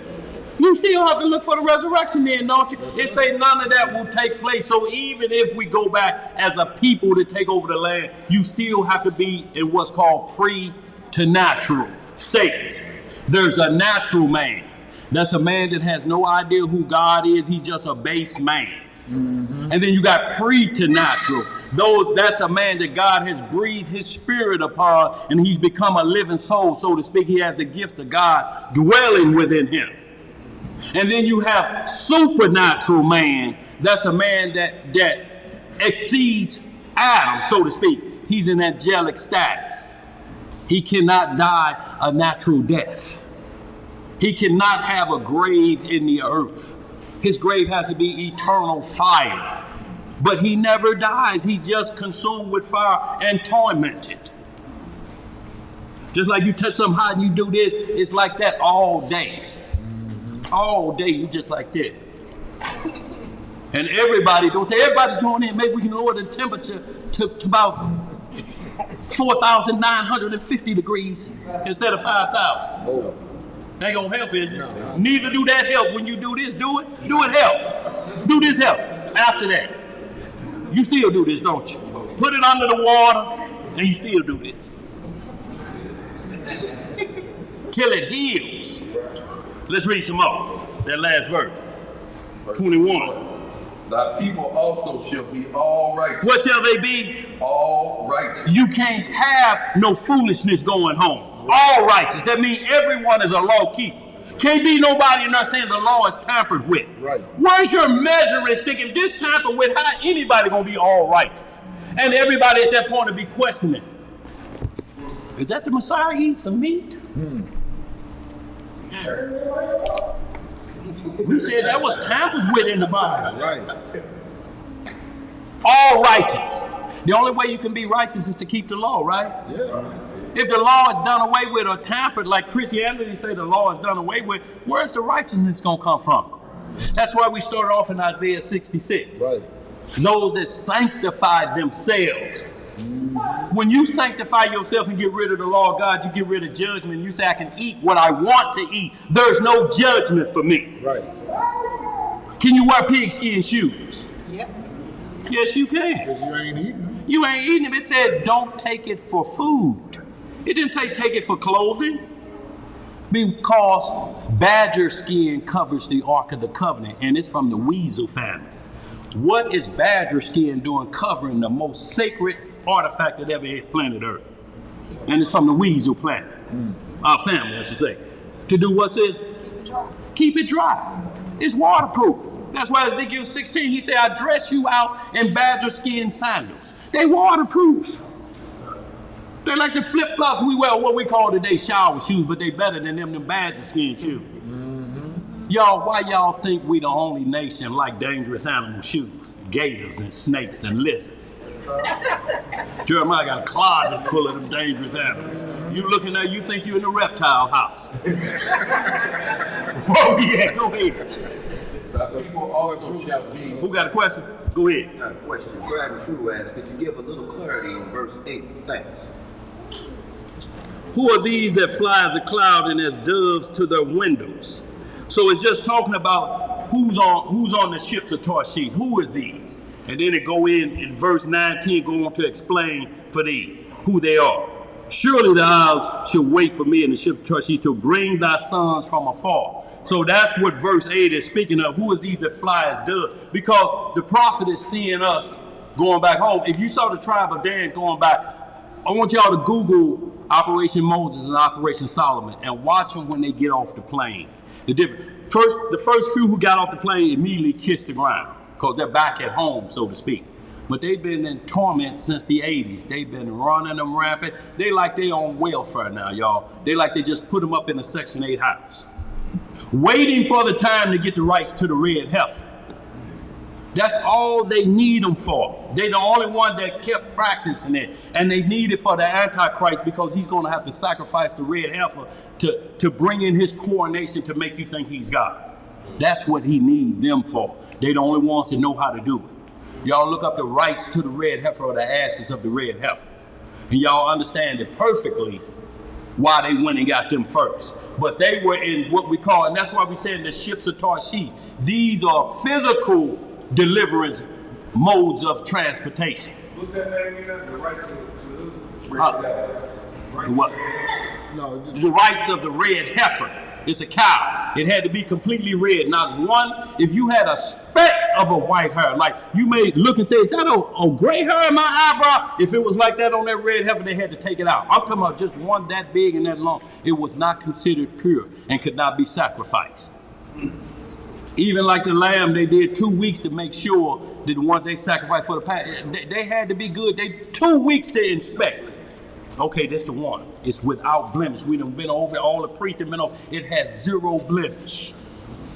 But yet you got some out here saying that same Messiah we supposed to look at like we went over that one for 2 weeks, that lamb for 2 weeks. They'd look at that animal better than they would the Messiah and say he was born in fornication. And still say he's the Messiah of what? Let's read some more. Where we at? That question good? We good on that? Okay, go ahead. Where we at? Verse 21. Yeah. Thy people also shall be all righteous. Uh-huh. They shall inherit the land forever. How long? The breach of my planting, the work of my hands, the branch of my planting. Right. The work of my hands, that I may be glorified. Uh-huh. A little one shall become 1,000, Uh-huh. and a small one a strong nation. I, the Most High, will hasten in his time. So he said in his time. We can't make it in our time. Because his time is not like our time. He's called the Ancient of Days. He said 1,000 years of our time is only 1 day to him. 1 day. 1,000 of our years. It's just 1 day to him. So what are we talking about when we saying if we just live to 70 years old?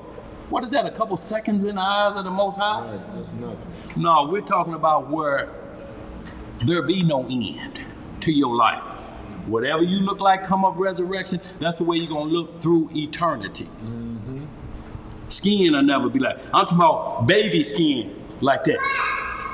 You know how you just bite on baby skin? Babies you don't even know, you just bite on skin. It's new skin. Look at their eyes. They so white you look like you can almost see through them, a newborn. Mm-hmm. That's the way we're going to be, y'all. And cataract's going to be gone. That old yellow and that brown like you've been sitting in cigar smoke for 3 days straight, you know, that look. Ain't going to be no more skin. Going to be fresh. No popping of bones. None of that. So, y'all, we saw on the fleshly side. Give me 1 Thessalonians 4. We're going to hurry up only to speed it up just a bit. Let's get on, then we'll get on the spirit side of the Most High's deliverance. We see that when the preternatural get, because he has to fulfill Ezekiel 20:33, where he said, just like Egypt, we're going to come out like that. So that's why we saw us leaving, you know, that same way, and a fire by day I mean, the cloud by day and the fire by night protecting us, right? Right. That still got to go down because we still have to repopulate Israel and have children born in righteousness. Children cannot be born in the kingdom. And a woman call you and say, I'm pregnant. How I know it's mine? In the kingdom? How I know it's mine? Then that means you agreeing that there was possibly another leg on the line. Right. How you gonna take that into the Holy Land? It say all righteous, y'all. All righteous. There'll be no bastard children. Let's read some more. Where we at? 1 Thessalonians chapter 4, verse 1. And this is what a lot of the doctrine of Christianity reads to the people, but they only read a portion of it just to grab their attention and tell them you can continue to do what you do because this is going to happen. And you don't have to worry about all that other stuff. Them scorpions and stuff like that, you ain't got to worry about. None of them play, but they worried, y'all. Those of the doctrine that believe in what's called the rapture, that they will leave before God's wrath. They scared, y'all, because you know why? They pastor and they deacon and died of COVID. Pastor wasn't supposed to die of COVID. Right. Pastor's a holy man. He spoke in tongues. Right. What he said? He said, get this COVID off of me, but it didn't. They scared, y'all.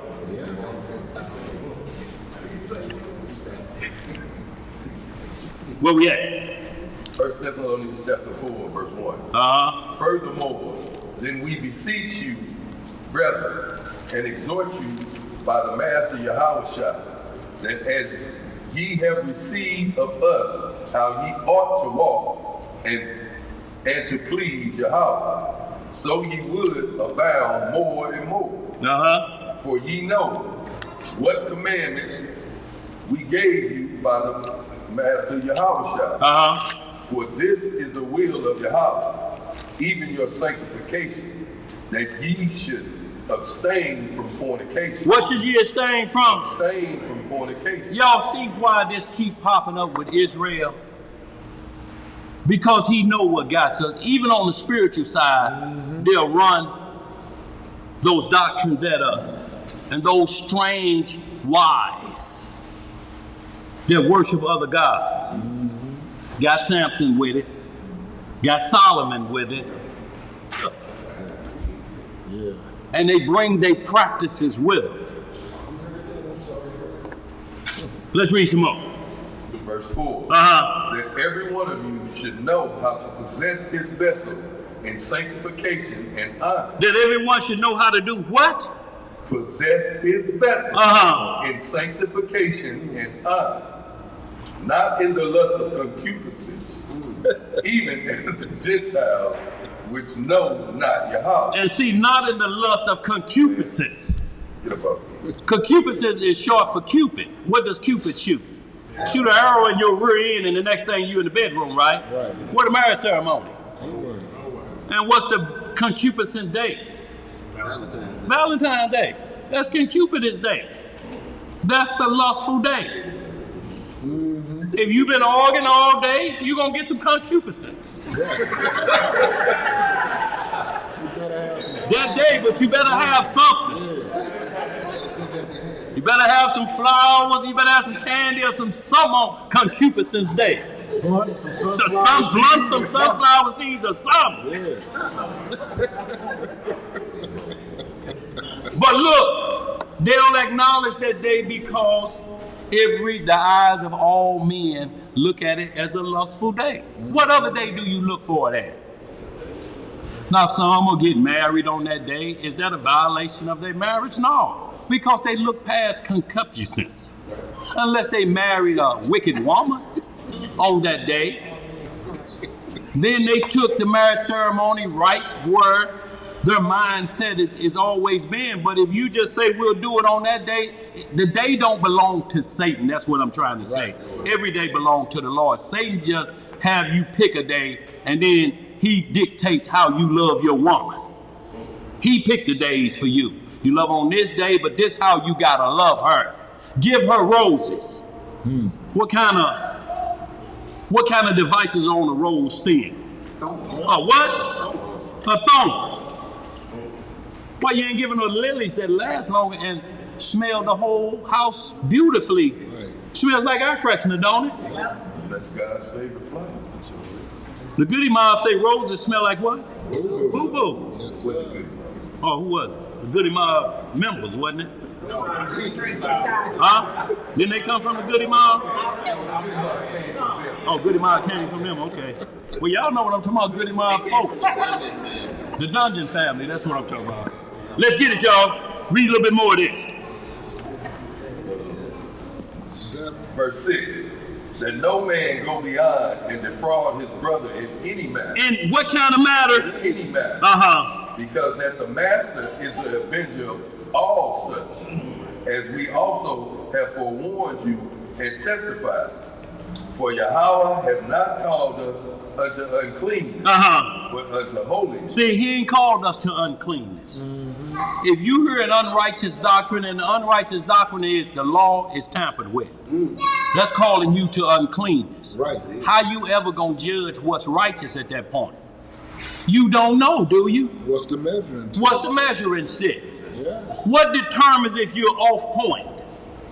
Let's read some more. Look, and y'all, just to say this, we was kind of going over with Brother Shamar, and then we playing dominoes. He liked to play them dominoes too and talk noise about the rules. I'll say, when the next game I got in, y'all, and my rules are, it's 13 to get on board. He looked, 13 to get on board. I'm talking about forehead wrinkled up, boys, like I had told him, I'll slap your mama. That's how he looked at me about those rules of dominoes. 13 to get on board. You can never get on board with 13. You can have 13 at the end when you gather all of the remnants up, but you're going to give me 15 for 13, ain't you, Ariel? But you still got the rule numbers. Now, if you miscount, it's what it is. Right. You get nothing, you get that taken away. But he understood that perfectly when I said 13 to get on board. It's the same thing as saying I'm going to the kingdom of God in heaven, and the laws don't exist there. They've been nailed to the cross. So I can do whatever I want to do. Pretty much. In the kingdom of God. That's what he said. Let's read some more. Verse 8. Yeah.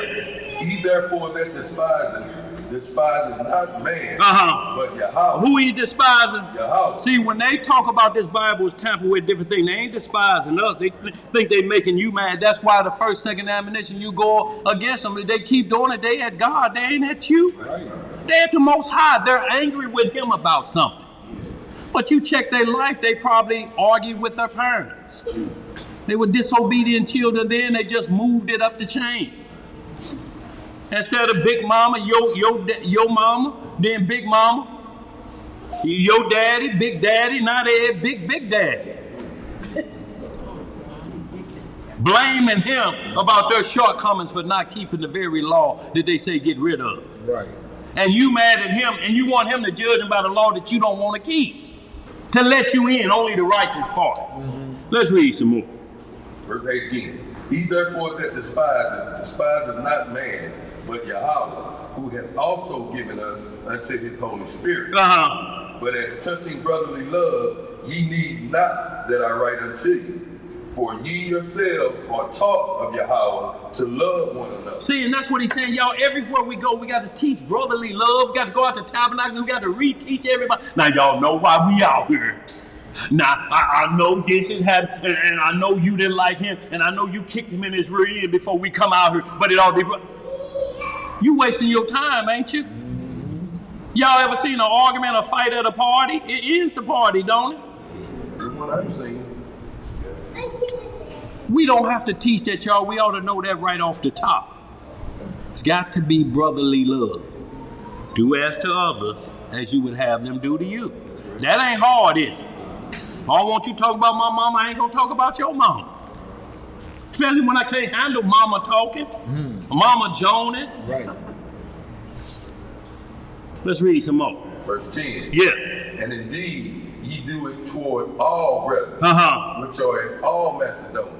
But we beseech you, brethren, that ye increase more and more. Right.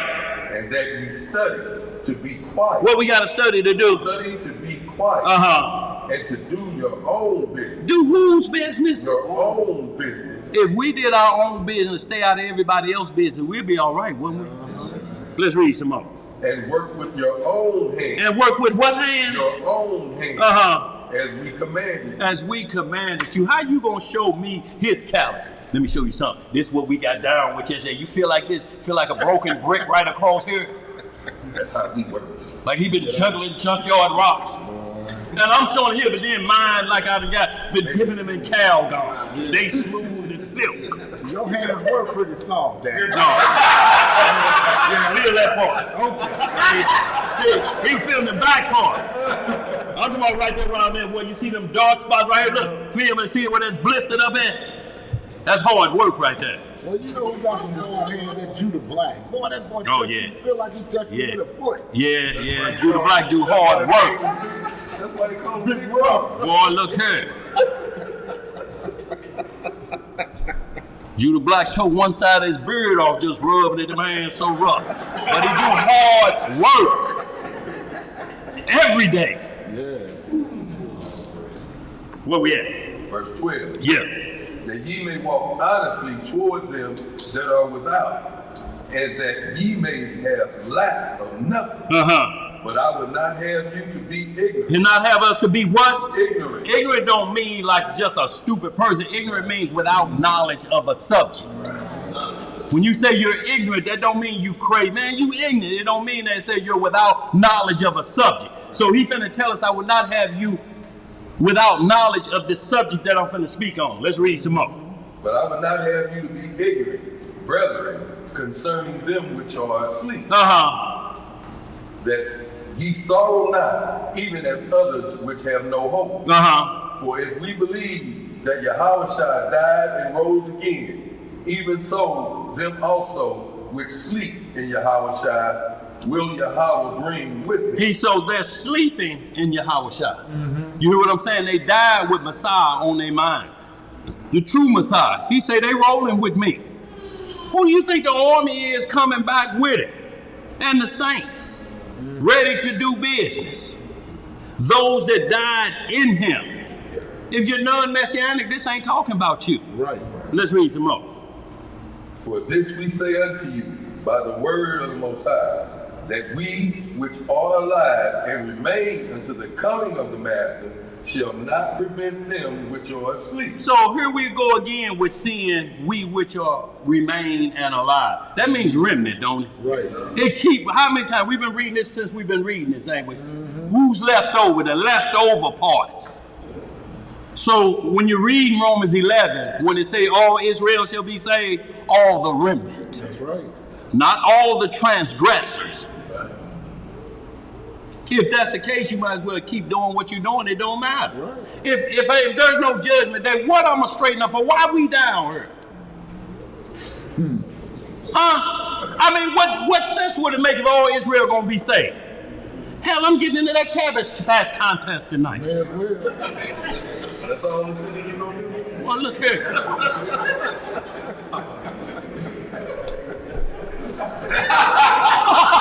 Look here.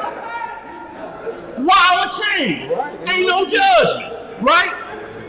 What you got back there? Exactly what you said. Rich, you must know about that cabbage patch. You must have been doing some cabbage patches back in the day. Go ahead, bro. Go ahead. You say it as it is written, right? Right. So they try to use that against you that all, not the river, is saying all in the script. Right. So they try to use. Well, if they start there, that's where they're starting at. But if they go back, they see what the results are. Because that same agreement say all Israel is not of Israel. That's right. Even though you look like us and you came from the same mama, but you got a different spirit. Let's read some more. Verse 16. Yeah. For the Master himself shall descend from heaven with the shout, with the voice of the archangel, and with the trump of Yahweh. And the dead in Hamashiach shall rise first. So who rise first? See, so we can't be scared to die, y'all. Right. If you die right. What you scared of? Because you're sinning. Or you scared of the resurrection? You can't be. Tomorrow ain't promised to us, is it? So he say he shall bring with him. For the Lord himself shall descend from heaven with a shout. Somebody said that the cabbage patch of the collard green, then you would do Oh, that was a collard. Yeah, it was a little stiff up around the shoulders. Huh? Yeah, you got to be loose up in the shoulder. I ain't did it in 20 years. Hold on, and then say the clouds to meet the Lord in the earth, so shall we ever be with him. But the voice of the archangel with the trump of God. Y'all, this is what they teach in Christianity, that this is the rapture. You know the only problem with this? Is that the trump is talking about 6 of them have already blown, and you still here. But they don't teach them about the trumpets because they don't teach them Revelations. So you're banking on a scripture that still got you here through 6 woes of trumpets. 6 of them passed before this take place. Right. And they quote this like this is before the Messiah ever get off his throne. Right. Y'all, that's deception to start right there at that verse instead of reading all the way down. Who had a question? Anybody had a question? Good. Go ahead. Read that last verse. We in that last verse? Okay. Then we, which are alive and remain, shall be caught up together with them in the clouds. See, here we go again. We that are alive and remain. See, when there's something remaining, something else has been taken away, ain't it? So let's keep talking remnant talk. No matter where we go in this Bible from Genesis to Revelation, there's a remnant that will be saved. There's a remnant on the ark, wasn't it? Noah and his sons, wasn't it? 8 people. To populate everybody on planet Earth right now came from 8 people. And how many wives did each one of them have? See, when you start teaching that Baal Peor doctrine that a man must have more than one wife, that ain't written nowhere. There was conditions that caused that. There ain't no doctrine. Jacob never taught it. Abraham never taught it. Isaac never taught it. I'm talking about the covenant group never taught it. If it happened because of situations. But it was never ordained to happen. It was never ordained. That started with Cain. How you gonna talk about Cain and then you like his practices? See, that's that Baal Peor doctrine. Always listen for the Baal Peor, because it's got a hooga. As soon as they see a hooga come out of one of their students, they got it. They got it. They got it. They say, we got him and him and him. And y'all, these Baal Peor doctrines, they will send the finest woman on the planet to you. What do you think these Arabs always put a fine woman in their service stations and in their Hawaiian grills? They got sisters in there. So you keep coming and buying, you already full, but here you go back to get another fish dinner. So you can lay eyes on it. I want the number 12. Y'all, they put them there because they know we're going to draw them in. They're going to spend money they don't want to spend so they can look. That's right. And y'all, this will be done. Satan know what he's doing. He been doing it to us a long time. Because he hear our thoughts. And the only way he can hear your thoughts is if you whisper them. Because he's the whisperer. And he can hear clear like he got Doppler radar on his ears. Yeah, man, I met up with this. You don't matter, the devil hear that. You can whisper that all you want, but all you're doing is whispering your sin. And you ain't seen the woman yet he gonna send you. Or the man. Let's read some more. We finish that. Then we which are alive and remain shall be caught up together with them in the clouds to meet the Lord in the air, and so shall we ever be with the Lord. See, so, and go ahead and read that last verse. Wherefore comfort one another with these words. See, and you can't comfort one another if you don't understand when this is taking place. This is after tribulation. It says the dead in Christ, they got to rise first. So this is after the second martyrdom that Revelation 6 speak about, when the souls under the altar asked the Most High, they say, how long before you judge them on the earth? And he said, until your brethren and sisterin be killed in like manner like you were. It's got to be another martyrdom. Like the first martyr with Nero Caesar and all them just killing you. If you Nero Caesar killed his mama because she mentioned the word Christ follower. Killed his mama. and they slaughtered babies. He said, that's going to happen again. When that happens, then the word, but he said, I'm not going to leave y'all. He gave them white robes, which is a sign of you've been saved, and a palm in their hand, which is a sign of peace, and put them back to sleep. Y'all go back to sleep. It ain't going to be long. Y'all ain't got to worry about it. As soon as this happens, then y'all going to be resurrected.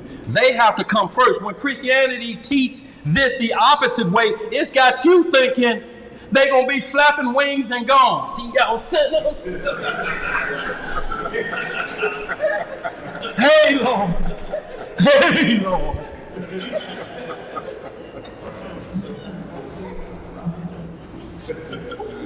Ain't happening. Now we're going to get into the spirit, because we see they'll be caught up in the ark. Caught up where? What's happening in the air and the clouds? Where that? Is it Acts 1 when the Messiah was taken away? Give me that real quick. Acts 1, y'all, and then we're going to get into the spirit side of this, y'all, while we got one good hour. Give me Acts 1 right at the end when they standing there gazing. And maybe at the beginning. We're going to see how the Messiah left this earth.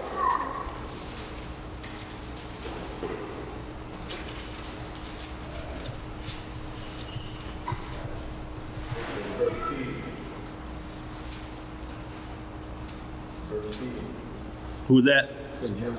Verse 10? Okay. Yeah, that's what I want, absolutely. Start about verse 7. I tell you what, back it up to verse 5.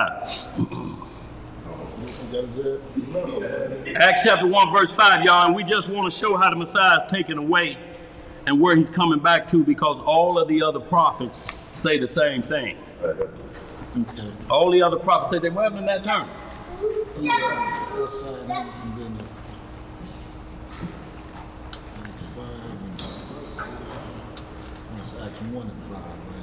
Yeah. Yeah, Acts 1 and 5. Acts chapter 1, verse 5.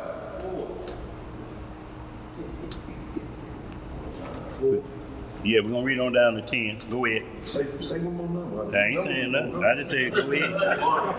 I said go ahead. That's what I said. Go ahead. Go ahead.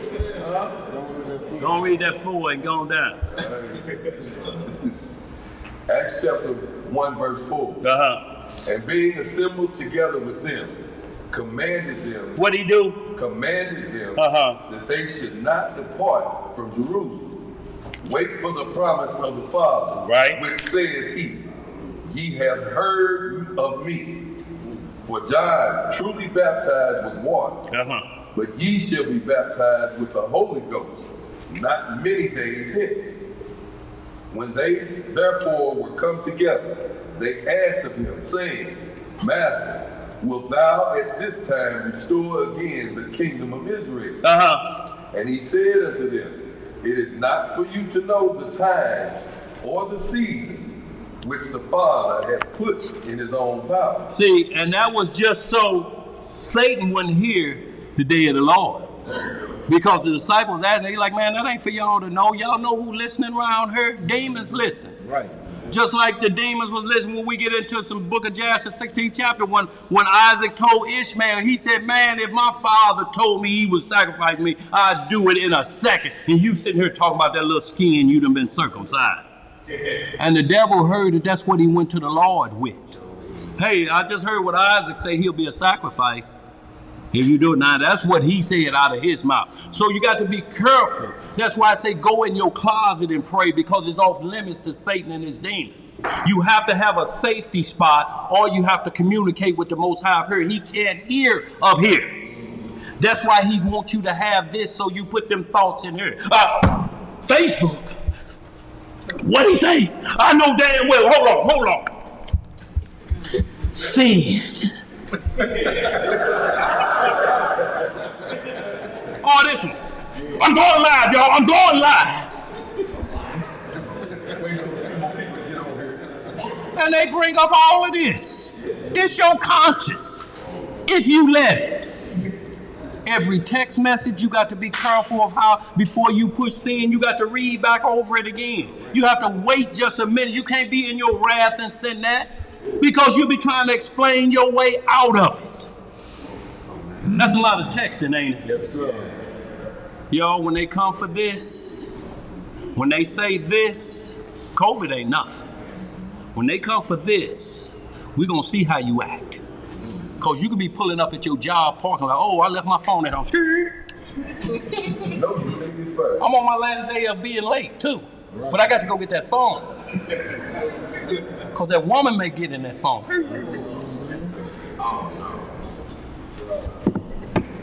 It's going to be a problem. Y'all go ahead. Where we at? Verse 8. But ye shall receive power. What you going to receive? Power. Uh-huh. After that the Holy Ghost is come upon you. And ye shall be witness unto me both in Jerusalem and in all Judea. Uh-huh. And in Samaria. Right. And unto the uttermost parts of the earth. To the uttermost parts of the earth.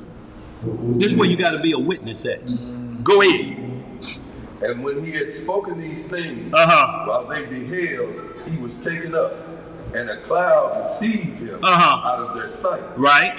And while they looked steadfastly toward heaven as he went up, behold, 2 men stood by them in white apparel, which also said, Ye men of Galilee, why stand ye gazing up into heaven? Right. This same Yahushua, which is taken up from you unto heaven, shall so come in like manner as ye have seen him go into heaven. Right. Then returned they unto Jerusalem from the mount called Olivet, which is from Jerusalem a Sabbath day's journey. So it says he left from the Mount of Olivet, he gonna come back and touch dirt down. You got groups now that camp out on the Mount of Olivets, waiting on the second coming. You know, so real quick, give me 2nd Ezra real quick to back this up. 2nd Ezra chapter 2 and start about verse 40. Read down to 47 for me. Y'all, this gonna say the same thing. This is Ezra prophesying about the Messiah again. And we're gonna see who it is and see where he gonna touch down at.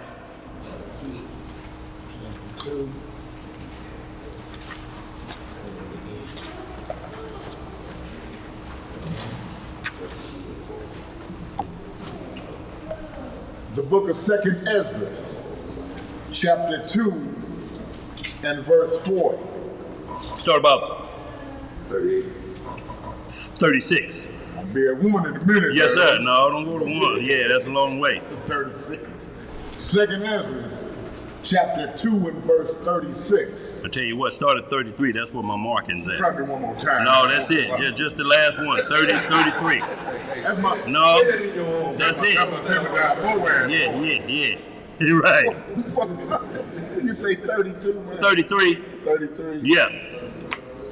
The book of 2nd Ezra, chapter 2 and verse 33. What it say? I, Ezra, received a charge of the Most High upon the Mount Oreb, that I should go unto Israel. But when I came unto them, they set me at naught, and despised the commandment of the Most High. What they do? They despise the commandment of the Most High. Y'all, that's what we hear today. When you hear you can't trust the Bible, that's a group that's despising the commandment of the Most High. Let's read some up. Verse 34. Yeah. And therefore I say unto you, O ye heathen, that hear and understand, look for your shepherd. What we got to look for? Look for your shepherd. He shall give you everlasting rest. See, we ain't talking about just the weekend. Right. Everlasting rest. Everlasting. Go ahead. For he is nigh at hand, that shall come in the end of the world. Be ready to the reward of the kingdom, for the everlasting light shall shine upon you forevermore. Flee the shadow of this world. Receive the joyfulness of your glory. I testify my Savior openly. Oh, receive the gift that is given you, and be glad, giving thanks unto him that hath called you to the heavenly kingdom. Arise up and stand, behold the number of those that be sealed in the feast of the Most High. What they gonna be sealed in? In the feast of the Most High. And y'all know that feast is the Feast of Tabernacles. Zechariah 14, sealed in the feast. Go ahead. Verse 39. Yeah. Which are departed from the shadow of the world, and have received glorious garments of the Most High. See, glorious garments of the Lord. Most people you hear they saved and they say, I know my mama in heaven and she came back to visit me. Always just ask, what clothes did she have on? Her favorite dress. That one she always wore on first Sunday with her fruit basket hat. That ain't in, she can't wear that in heaven. It only talk about white of the saints. You can't bring Gucci and Wucci up into the kingdom. Let's read some more. Verse 40. Yeah. Take thy number, O Zion, and shut up those of thine that are clothed in white, which have fulfilled the law of the Most High. What have they fulfilled? They fulfilled the law of the Most High. The number of thy children, whom thou longest for, is fulfilled. Beseech the power of the Most High, and thy people, which have been called from the beginning, may be hallowed. I, Esdras, saw upon the Mount Sion a great people, whom I could not number, and they all praised the Most High with songs. And in the midst of them there was a young man of a high stature, taller than all the rest. And upon every one of their heads he set crowns. What he said on them? He set crowns. And was more exalted, which I marveled at greatly. So I asked the angel and said, Sir, what are these? He answered and said unto me, These be they that have put off the mortal clothing, and have put on the immortal, and have confessed the name of Yah. Now are they crowned and receive palms. What do they see? So we got white robes and palms in their hands, just like Revelation 6 and 9. Same thing. Right. Let's read some more. Verse 46. Then said I unto the angel, What young person is it that crowneth them, and giveth them palms in their hands? So he answered and said unto me, It is the Son of Yah. Who is it? It's the Son of Yah. How you gonna be a non-messianic? Right. And this the Apocrypha, this Old Testament. Right. And why would he be doing that if he's the son of Joseph? Oh boy, look here. Read some more. Whom they have confessed in the world. Then began I greatly to commend them that stood so stiffly for the name of the Most High. Then the angel said unto me, Go thy way, and tell my people what manner of things and how great wonders of the Most High, thy Elohim, thou hast seen. See, so that again matches up with everything we read. Yeah. They say, who is that tall one above there? He the one that's handing out crowns. You know, that's the Son of God. That's not Benjamin Carter. Right. That's not Hulon Mitchell. That's not Jim Jones. That's not David Koresh. It's not Malachi York. It's none of these soothsayers that use witchcraft and sorcery and seduction to trap our men into chasing Baal Peor and its women and its whores. Notice, anybody that gets you chasing man worship first must invite you to an orgy. Wait, that ain't Tyler Ducky? It's him too. If y'all go back and look at his videos when he was calling himself the Holy Spirit, he gets off a tour bus. Right. With Comforter playing by, what's that sister name? Who sang, I'm your comforter, Oh, I don't know. what's sister name? Well, Comforter. That's the jam he got on there, but it's that one sister name. She married a basketball player. Oh, that narrows it down. Yeah. Keisha Cole. That song he got playing, and he gets off the tour bus, and then two women get off behind him with painted on jeans. And he's saying he's the Holy Spirit. Right. This what we're talking about, y'all, and people clapping feverishly.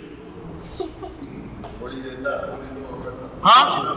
He ain't rolling back. No, waiting on judgment. He ain't rolling back up. Let's read some more. That was was it on that. That was it? Real quick, y'all, we're going on the spirit side while we got about 40 minutes. See, if Ezra was here, I'd get through quicker than that. Where'd that boy go? Must have left for a reason. Matthew 24, we're going to start about verse 30. And then we're going to get into some Enoch 71. We're going to get into some Ezekiel 1 because we need to see the chariots of the Lord and identify them, y'all, because it's the only thing going to save us through this nuclear war. It's what we saw going through the Red Sea.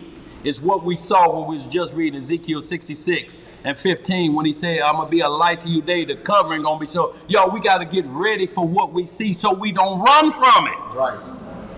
If we think that's a UFO, we going to fire our pistols at it. Hey, y'all, they're trying to kill us. The aliens trying to kill us. Get your gun. I ain't got no bullets left. I shot them all on New Year's Eve.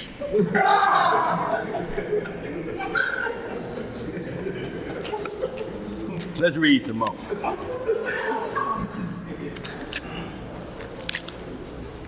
All right, family, we're going to be reading in the book of Matthew, chapter 24. And we'll start the reading in verse 30. Start at 20, what you say? 29. Okay. Okay. 28, okay. Okay, 29. 29, stop that. 29. Yeah, because that's good. That's good. This is good for, again, the rapture doctrine just talked about taught by Christianity. And what we're talking about is a great gathering. Either it's going to be before the tribulation or it's going to be after the tribulation that Christ has come. So we just saw 1 Thessalonians 4 that they use, but that's the seventh trumpet's blown. Because 7 trumpets blow, then Christ come. That's the last trump. That's what it say. At the last trump. 6 trumpets go. You got to read the woes in Revelation 6 through 8 or the first 6 trump, and hell is breaking loose on earth. It ain't even started yet what them trumpets is going to blow, and you still hear it. Right. Let's read some more. We're in the book of Matthew, chapter 24, and then we'll start the reading in verse 24. That's not too bad. No. Let's get some understanding. Right. For there shall arise false Christs and false prophets, and shall show great signs and wonders, insomuch that, if it were possible, they shall deceive the very elect. Right. Behold, I have told you before. See, that's what your parents you told. Didn't I tell you? Mm-hmm. Didn't I tell you before? Let's read. Wherefore? No, we didn't go back and read. Yeah. Wherefore, if they shall say unto you, behold, he is in the desert. What Benjamin Carter was? In the desert. In the deserts of Dimona, wasn't he? Yeah. What did it say to do? Go not forth. Go not forth. Go ahead. Behold, he is in the secret chambers. Believe it not. Hulan Mitchell in Lewisburg Penitentiary. And them secret chambers. Yep. Anybody know what cell block he was in? Do you know he was actually calling from jail, trying to teach classes on the phone, till you heard, phone check, homie, we'll continue next week. He in the secret chamber, believe it not. How you gonna believe Christ prophesying from jail, from the penitentiary? Right. And then get put on papers when you get out? Made him get a job. And made him get a job. Not as a carpenter. Right. They said at Burger King, anywhere. We just need to see a pay to the order of. And it better be in your government name. Right. Read some more. Verse 27. Yeah. For as the lightning cometh out of the east, and shineth even unto the west, so shall also the coming of the Son of Man be. And see, y'all, that is warning. Because we get to see that when a bad storm is coming, you'll see that lightning streak across the sky, look like it's heading to Kansas City. Look up, y'all. Be careful. Don't keep going on like ain't nothing happening. It could be the time. Right. Let's read some more. Verse 28. Yeah. For wheresoever the carcass is, there will the eagles be gathered all together. Immediately after the tribulation of those days. So, after what days? After the tribulation of those days, shall the sun be darkened, right? And the moon shall not give her light, right? And the stars shall fall from heaven, And the powers of the heavens shall be shaken. Right? And then shall appear the sign of the Son of Man in heaven. Either it's three comings or you got to go through tribulation. Right. Ain't no rapture. It's called the Great Gathering, and it's happening after tribulation. Ain't no before tribulation you gonna see the Messiah. That's three comings. Right. You know what they using now? They say he coming back in stages though. Come on. Like it's a act at the, what's that place on Grand? At the Fox or whatever, or that other hall across the street. Powell Symphony Hall, like, and we're into Act 3, the second coming of Christ. It's where he come back and get the believers before tribulation. Right. Then you got Act 5. Now he's coming back for those who were hard-headed but finally got it. Then we got 6, and then we're good. No. Go ahead, sis. It's just like, is that during Easter when they talk about the 20-something steps that Christ took with the cross? You know what I'm doing. Yeah, they just make up stuff as they go along. Yeah, the 20 steps, all of that. You know, and they make up stuff just out of the Bible. You can tell when it's just become a book of novelty. It's like Daniel fasted so that the guard that was watching him and told him to eat the king's meat was hog meat, and he would eat. And he said, if you don't eat it, you're going to get skinny and he going to kill me and you. He said, partner, just bring me some beans and some rice and I'll be good. And I'm going to show you. My face going to be fattier than anybody here eat meat. And he said, okay. So Christianity now takes that and call it the Daniel diet. That didn't have nothing to do with you shedding some pounds and losing some weight. Right. This is about a man's life. Both y'all was going to be killed, and he fasted and prayed to the Lord and took away all whatever he could eat and went with this diet to save a man's life and his own. That's what that diet's about, but they got it losing weight. It actually kept weight on him, so he didn't look. That's what I'm understanding. They got the exact opposite. They got you food. You trying every diet. You just can't lose the weight. Hide everything. I'm talking about You didn't lose the weight neither, so don't feel bad. don't feel bad, y'all. But they got you thinking, Cole, your drawers is one load in the washer by themselves. This diet is gonna work. It ain't gonna work. Let's read some more, y'all. Yeah, them some big draws. Verse 30.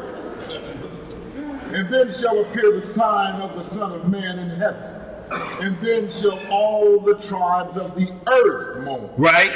And they shall see the Son of Man coming in the clouds of heaven with power and great glory. And he shall send his angels with a great sound of a trumpet. And they shall gather together his elect from the four winds, from one end of heaven to the other. See, so that's his elect. If you elect, you're going to be picked up after the tribulation.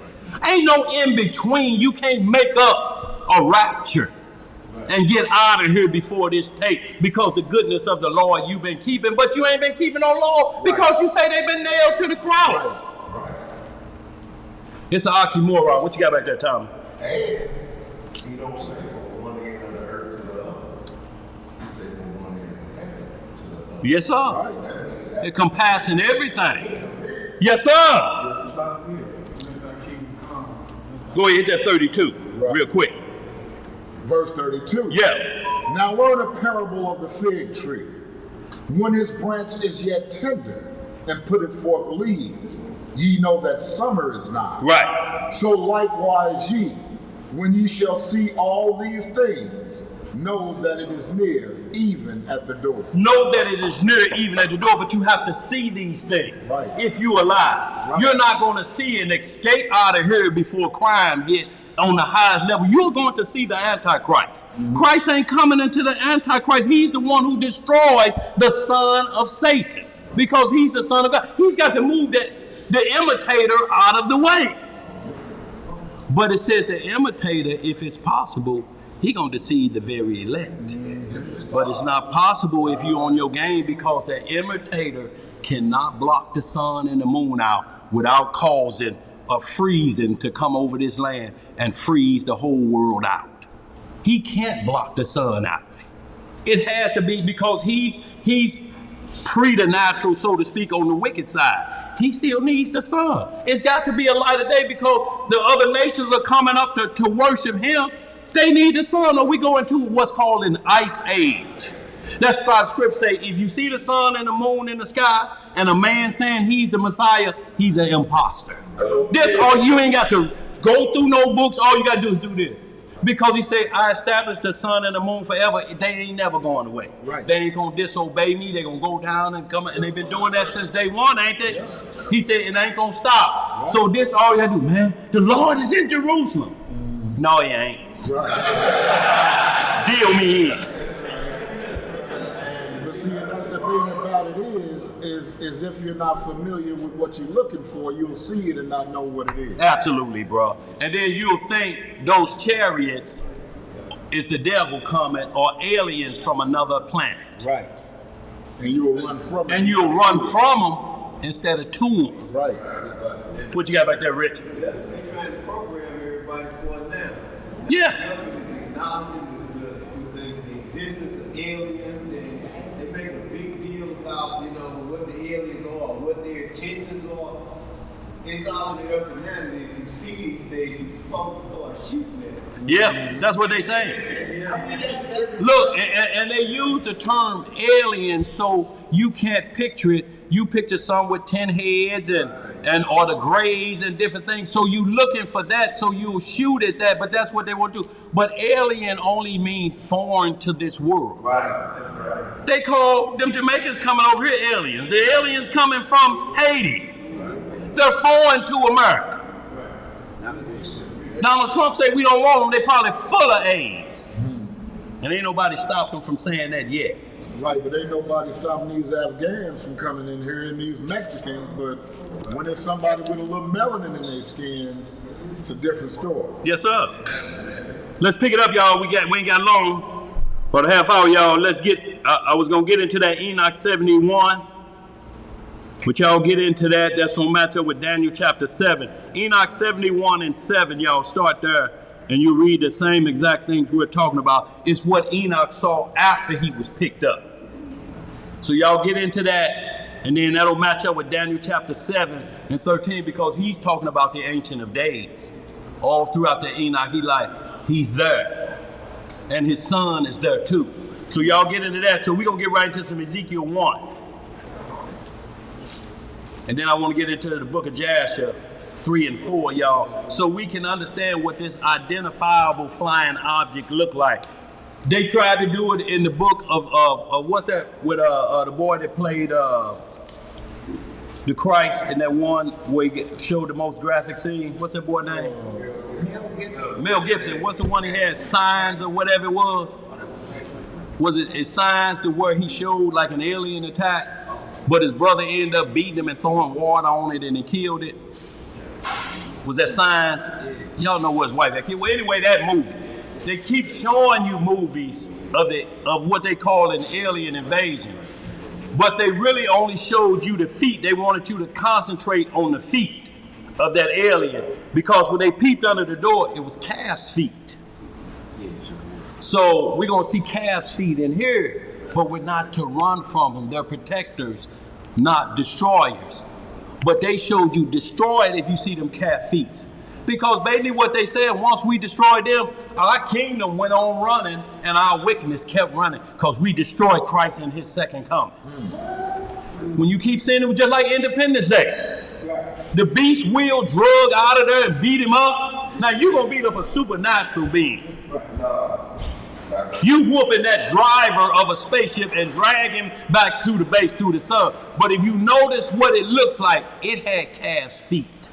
And they showed what it looked like. It was in a cloud. It was enfolding itself till it came through the cloud and was big as a whole city. So y'all, they know what's coming. They just need you to look at it like it's the enemy, not the avenger of them. They show us who it is. That's the way Satan is. Because it's without excuse. They show Will dragging him by his dreadlocks. Oh, yeah. Yes, sir. What he dragging by his dreadlocks? Well, look here. A hero for the United States Army. He get in a UFO and drive it better than they do. Since when do that happen? Right. Huh? Look, what they want you to do is to fear what you're going to see, because you're going to see it. Let's read this, y'all. We got to get caught up. Ezekiel chapter 1.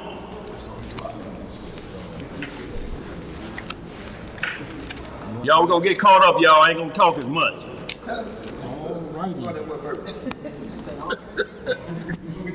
If Zed read, he probably would start at 1. Right. Hold on. Let's see, y'all. We can start at 1 and 1. Let's get it. Let's get it. Ezekiel chapter 1. Verse 1. Okay, yeah, go ahead. Go ahead. Let's get it, y'all. We ain't got long, y'all. Let's get it. Ezekiel chapter 1, verse 1. What it say? Now it came to pass in the 13th year, in the 4th month, in the 5th day of the month, as I was among the captives by the river Kabal, that the heavens were open, and I saw a vision of Yahweh. And see, notice that prophets always do what the instructions of the prophets are. Write it down. When you know a false prophet, he gonna always prophesy and won't have no proof of when he seen it as a witness against himself. Y'all, even when we was in our childhood, we even halfway followed the rules. If you saw a lady going to work and 10 minutes after she go to work, a little boy slipping in the house, what we say, mark my words, she gonna be pregnant before school start. And when school get ready to start, if she got the big belly, you. But now we got prophets that want to prophesy and ain't got no writings, ain't got no witnesses against it. Man, it's just what I believe. Holy Spirit put it on me. Holy Spirit ain't put that on you and you ain't wrote it down. It tells you, mark my word and write it down so it be held as a witness against you. So when we open the books, them writings gonna be there. But when you don't hear, I wrote it down, that's why in the dreams he tell you, get up and write down the vision you just saw. It may be very important to you to write it down. Sometimes you forget when you wake up days later, the vision will go from you like it did Pharaoh. And it may be about your well-being. Let's read some more. Verse 2. Yeah. In the 5th day of the month, which was in the 5th year of King Jehoiachin, captivity, the word of the Most High came expressly unto Ezekiel, the priest, the son of Buzi, in the land of the Chaldees, by the river Kebar, and the hand of the Most High was there upon him.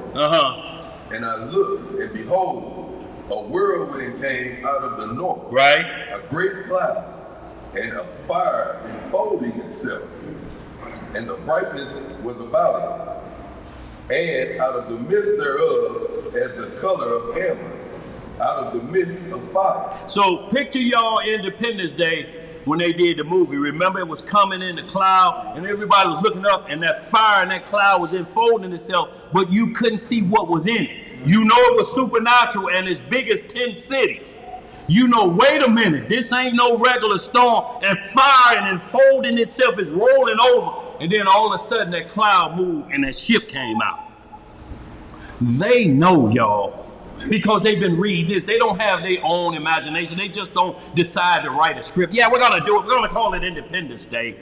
And we're going to do it. Not without looking in here first. Because they copying everything that's written in here is in the movie. Oh. Let's read some more. Verse 5. Yeah. Also out of the midst thereof came the likeness of 4 living creatures. Oh, 4 what? Living creatures. And this was their appearance. They had the likeness of a man.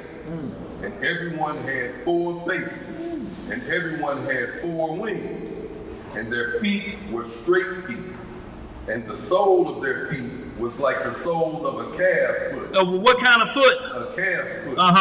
And they sparkled like the color of burnished brass. And they had the hands of a man under their wings on their 4 sides.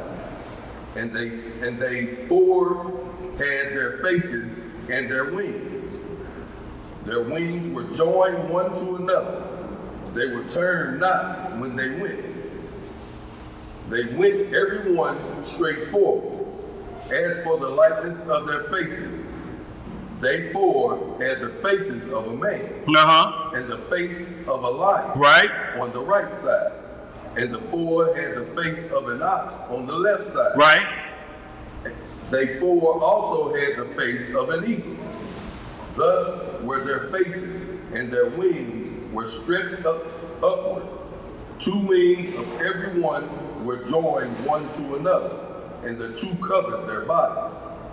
And they went every one straight forward, whither the Spirit was to go. They went, and they turned not when they went. As for the likeness of the living creatures, their appearance was like burning coals of fire, and like the appearance of lamps. It went up and down among the living creatures, and the fire was bright. And out of the fire went forth lightning. And the living creatures ran and returned as the appearance of the flash of lightning. Now as I beheld the living creatures, behold, one wheel upon the earth by the living creatures with his four faces. The appearance of the wheels and their work was like unto the color of a bird. And they four had one likeness, and the appearance and their work was as it were a wheel in the middle of a wheel. So it was like a wheel in the middle of a wheel. That's why they always seem like that. They draw them how they look, but they can't create them and never make them fly. Do you know the space shuttle never flew on? I mean, the thing that they say went on the moon never flew on Earth. They never had a successful mission on Earth, and they making you believe it without space. Shalom, y'all. Brother and Sister Sheila. So they never had. It never flew safely on Earth. And y'all gonna make us believe the first test was going to the moon? It didn't fly on Earth. You always see it doing like this, rocking like this. They're copying the instructions from her and seeing if we can build it. Let's read some more. Verse 17. Yeah. When they went upon their four sides, and they turned not when they went. As for their rings, they were so high that they were dreadful, and their rings were full of eyes round about them four. So it looks like, like windows in there all around. It's just the prophet is writing because he's seeing a UFO. Like a lot of times we'll say the men back then would rejoice to see what's going on in our day. No. This man saw an IFO, identifiable flying object, a chariot of the Lord. We never saw that. That's what we need to see. This technology that we seeing ain't nothing. A 747 or F-15 jet, which we'll never be in anyway, so we'll never experience it. It's nothing compared to seeing the wheel of the Most High, his chariot. Let's read some more. Verse 19. Yeah. And when the living creatures went, the wheels went by them. And when the living creatures were lifted up from the earth, the wheels were lifted up. Whithersoever the Spirit was to go, they went. Thither was the Spirit to go, and the wheels were lifted up over against them, for the spirit of the living creatures was in the wheels. When those went, these went. And when those stood, these stood. And when those were lifted up from the earth, the wheels were lifted up over against them. For the spirit of the living creature was in the wheels. And the likeness of the firmament upon the heads of the living creature was as the color of terrible crystals, stretched forth over their heads above. And under the firmament were the wings straight, the one toward the other. Every one had two, which covered on his side, and every one had two, which covered on that side, their bodies. And when they went, I heard the noise of their wings, like the noise of great waters, as the voice of the Almighty, the voice of speech, as the nose of an host. So have we read anything about the aliens and we should get out our pop guns? No. Are we seeing the firmament of the Lord and everything compared to his righteousness that's involved with this one? Ain't got nothing to do with shooting at to do it. No. Let's read some up. When they stood, they let down their wings, and there was a voice from the firmament that was over their heads when they stood and had let down their wings. And above the firmament that was over the heads was the likeness of a throne. The likeness of a what? A throne. As the appearance of a sapphire stone. And upon the likeness of the throne was the likeness of the appearance of a man above upon it. And I saw as the color of amber, as the appearance of fire round about within it, from the appearance of his loins even upward, and from the appearance of his loins even downward. I saw as it were the appearance of fire, and it had brightness round about. So he's saying this individual, but you can't see the face of him. He say it's a fire, you know, because that's what angels would come in the form of fire. He say, but it was the color of amber. See, it don't say black, white, or it was a color of a black man. It tells you the color of amber. So when you go look up amber, you'll see what the color of amber is. Translucent, it says translucent, a dark brownish or burnished color, like almost a penny. So we see who's the man that it talk about sitting on the throne above it. What else it say? Verse 28. Yeah. As the appearance of a bow that is in the cloud in the day of rain, so was the appearance of the brightness round about. Because the Sirach 43 tell us the rainbow surrounds the throne. A rainbow. But who took the rainbow and made it degrading right now? Yeah, the LPQ, all the alphabet. They took that flag or the rainbow and made it degrading. So now you scared of a rainbow because you feel you're gonna be linked to them. You know, we come up in the 70s, we had tie-dye shirts. Right. You make them yourself. Like they making these Fourth Tribe shirts and everything. We tie-dye, twist them in knots, put them in different colors. You put on, there was a rainbow around. Can't wear that now, because people be pointing at you.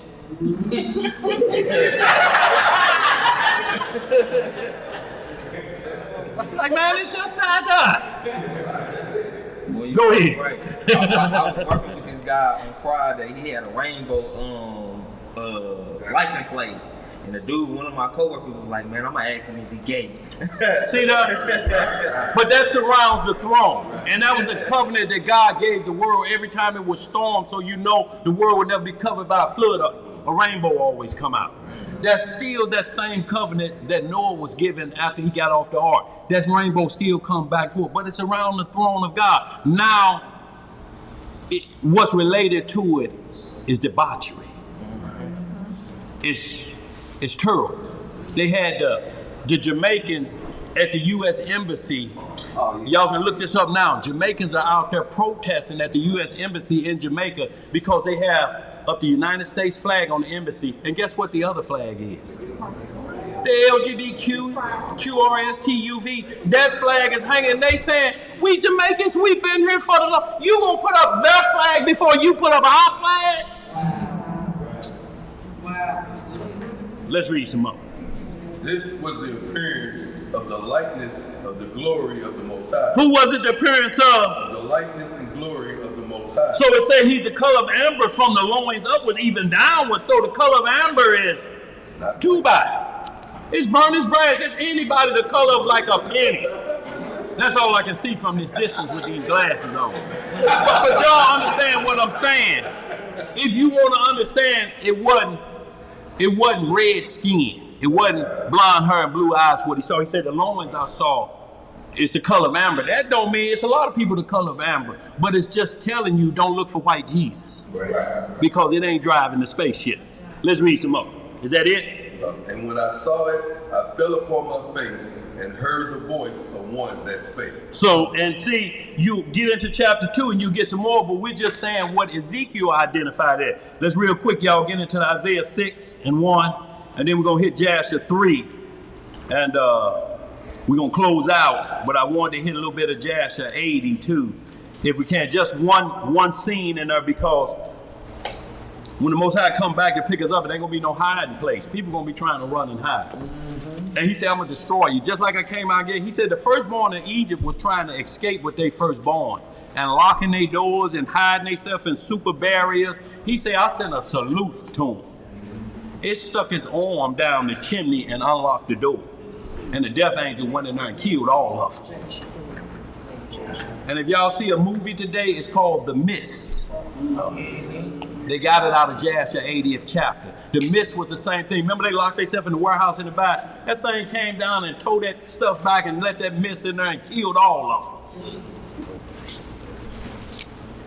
Y'all, Hollywood ain't got no imagination of its own. It's taking all its writings from the Bible. But in the same breath, you won't be without excuse, especially if you like to watch TV. And like I showed you, everything in the Bible, all you had to do was compare the two, but you don't read the Bible. You like to sit up and watch TV and fall asleep. Let's read some more. What you laughing at, woman? Look, I done punished that TV about watching me sleep. I done told it, if it do it one more time, it ain't gonna get turned on no more.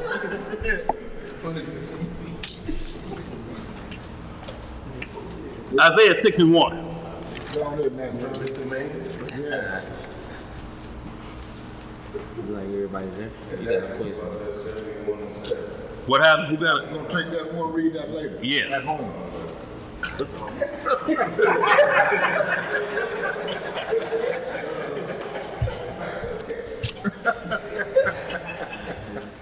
book of Isaiah, chapter 6, verse 1. In the year that the king Uzziah died, I saw also the Lord sitting upon the throne. I heard pages flip. I know where mine at. I know where he read. How we look? And notice how these prophets always give the day, the month, the hour. They want you to know the day, so it be held a record again. They're like, man, you ain't seen nothing. You was over AT House in Memphis. How was you? Well, they let you know because they write it down. The date in the 7th month on the 10th day. You know what I'm saying?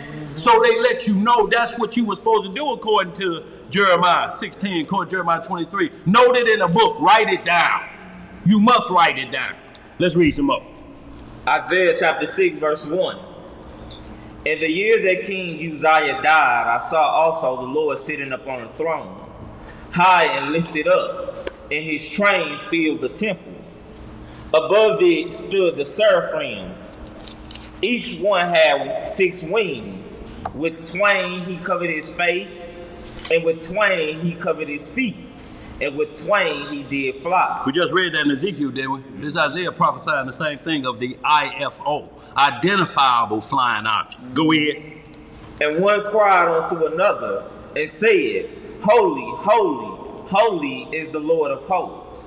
The whole earth is full of his glory. And the post of the door moved at the voice of him that cried, and the house was filled with smoke.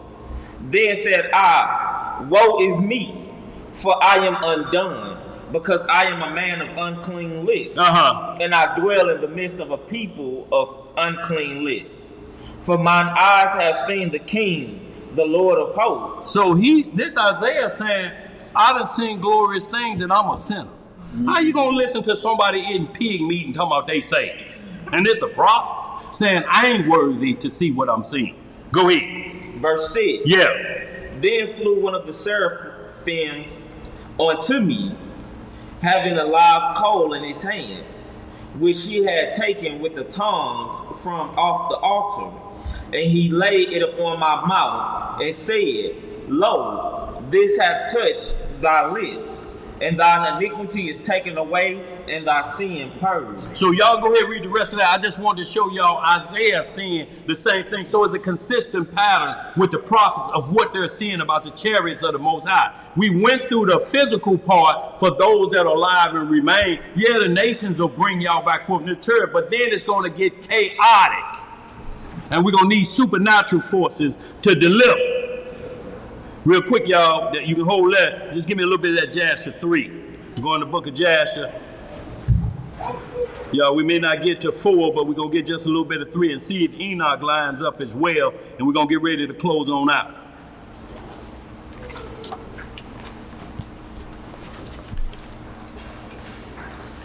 We're doing the whole 3. Let me check my book.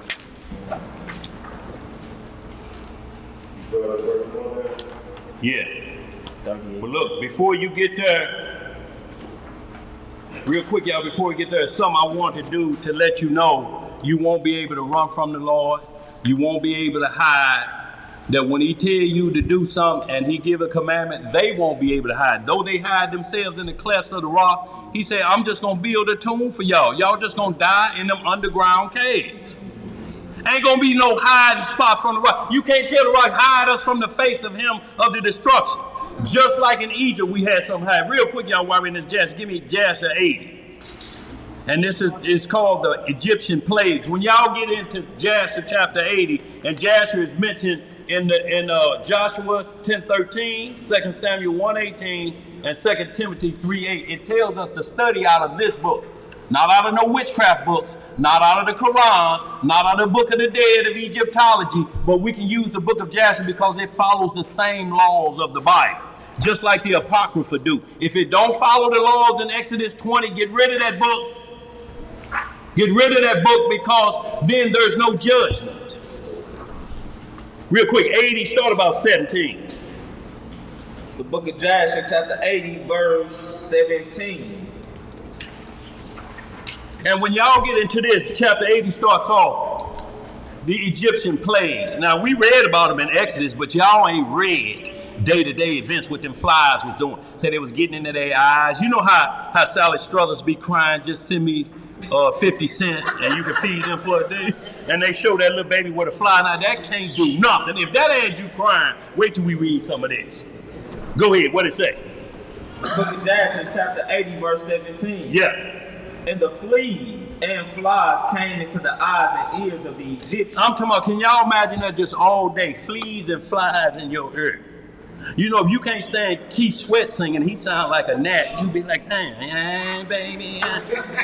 Can you imagine this all day? Go ahead, what else to say? Verse 18. Yeah.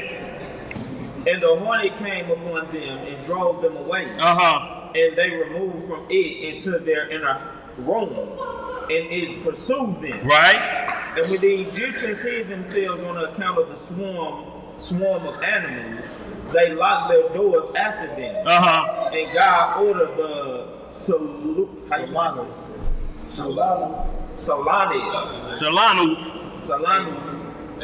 which was in the sea, to come up and go into Egypt. And she had long arms, 10 cubits in length of the cubit of a man. So 10 cubits in length, the cubit of a man is from his elbow to the tip of his fingers, all 18 inches. 10 cubits, 10 times 18 is what? 180. 180 divided by 12 is what? You got me. Huh? What? 9 what? Well, those would be the feet. That's how long each one was by feet. When you do, how many cubits of a man? 10 cubits. So 10 times 18 is 180 divided by 12. 180 inches divided by 12 is what? Who would have mastered? I guess everybody had what I had. Man, troubleshooting. 15 feet was each arm. The length of each one was 15 feet long. Go ahead. What else to say? Verse 21. And she went up upon the roofs and uncovered the raftering and flooring and cut them, and stretched forth her arm into the house and removed the lock in the boat and opened the houses of Egypt. Afterward came the swarm of animals into the houses of Egypt, and the swarm of animals destroyed the Egyptians, and it grieved them exceedingly. Now, when y'all read the rest of that, y'all gonna understand what the plagues of Egypt really were and why all nations keep saying, we know what your God did. So even when they was trying to run in a safety space or the safe house room, it just sent that salute, peeled the roof back and reached down and unlocked the door, and all them wild animals went in. See, you ain't gonna get away, but if y'all watch the movie The Mist, you're gonna see exactly what we're talking about. They do it all the time. They show you what the animal and man mixing gonna be in the movie called Splice. When that beast turns into a giant, it turns white and wings pop out of it. It's male and it's female, because the dude had sex with it and got it pregnant. Then it raped the woman, but it rose up like a giant out of that water. And it looked just what they call a demonic spirit. When y'all watch these movies, y'all, they getting it straight out of here. So it's showing you, the devil is showing you, because he's the accuser of our brother. You're going to be saying, Lord, I didn't know. He like, didn't you watch The Mist? I mean, what were you doing? What did you think that when you thought they just didn't have nothing else to do and just made that up? Hold it, y'all. Let's get it, because we get close now. Where we at? Jasher chapter 3. While we're in the same Jasher chapter 3 and 1. We may not get through the whole chapter, but y'all may have to read the 4th chapter as well. But we just want to let you know that Enoch saw the same exact thing as Elijah. It ain't no difference, y'all. They want you to run from it. They show you exactly what the drivers look like, but they want you to run from it. Just like the beasts around the throne with them eyes. You don't think they did run through? Run real quick. Revelation 4. Run that real quick. Revelation 4, and we're going to come right back to that. Just so you see what's up there, and it's the same beasts. They're called holy beasts. It's why the Catholics always have them gargoyles on their building, but they're not the same images that's in the Bible. They have gargoyles up there watching their building, and they have 4 faces. They always have them at the top. It'll be a face here, it'll be a face looking that way, but they're demons and demonic. There ain't a face of a man, it ain't a face of a calf, it's a face of a demon on all 4 sides to scare you. What is that doing on a sanctuary? And then when you go in there, it's dark. And they always got that dark music going. Hoo, hoo, hoo. Hooty, hoo. Hoo, hoo, hoo. Hooty, hoo. And you can just feel it. The hair starts rising up on your neck just from the movie. Hoo, hoo, hoo. Oh, go ahead, tell me, go ahead. Hit that 4 and 1 right where I saw them beats. 6, 4 and 6 in Revelation. What it say? Real quick. All right, Revelation chapter 4, verse 6. And before the throne there was a sea of glass like unto crystal. Yeah. And in the midst of the throne and round about the throne were 4 beasts full of eyes before and behind. And the first beast was like a lion, and the second beast like a calf, and the third beast had a face as a man. And the 4th beast was like a flying eagle. And the 4 beasts had each of them 6 wings about him, and they were full of eyes within, and they rest not day and night, saying, Holy, holy, holy, Lord God Almighty. So these are the beasts around the throne of God. We just read that Revelation, right? Ain't that what Ezekiel just saw? We just saw it in Isaiah 6, didn't we? So these beasts are not to scare us away. What's on that Catholic church ought to scare you away. And what you see is St. Louis what they got up there? They got what's their mascot? The Billiken. That's a demonic spirit. That's a leprechaun and all of them. Those are what their images are, because that's who they chasing. But this, what we see, you won't see them up there. These are around the throne of God, but when they show you UFO movies, they always show them and have human beings shooting at them, plotting against them, and then America is saved even though it's destroyed. We rebuild it, and Christ never takes over. Right. Superman fallen angel. Boy, look here. The Avengers are fallen angels. Same thing. All of it, they want you to see it. Let's get some more. Because y'all, this the deal. Read a little bit more of that. We're going to just hit just a little bit of this jazz, so y'all, we're going to close out because it's fire. You want me to read a little bit more of this Revelation? No, you can hold that. Y'all read the rest of the Revelation. Y'all see these beasts are up there saying, holy, holy, holy. That's why they driving the Most High spaceship. They like this. And they show it to you. Mel Gibson showed it to you, but he had his brother who couldn't make the Cubs baseball team, but he can whoop us terrible. Swing, Jimmy. Y'all, some of y'all ain't seen that movie, have y'all? It's called Signs. When y'all get into it, see Signs. And then the next movie y'all watch is called The Knowing.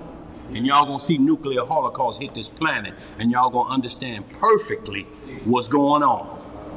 The Knowing and Signs, and you're gonna see everything we just read. And when the thing run under there, he looking under the door, all he can see is the calf's feet. So they know they coming, but they want us to attack what's coming to pick us up. Jasher chapter 3 real quick. Just read a couple of them. All right, Jasher chapter 3, verse 1. Yeah. Jasher chapter 3, verse 1. And Enoch lived 65 years, and he begat Methuselah. And Enoch walked with God after having begot Methuselah, and he served the Lord, and despised the evil ways of men. And the soul of Enoch was wrapped up in the instruction of the Lord. What was his soul wrapped up in? The instruction of the Lord. Not his flesh.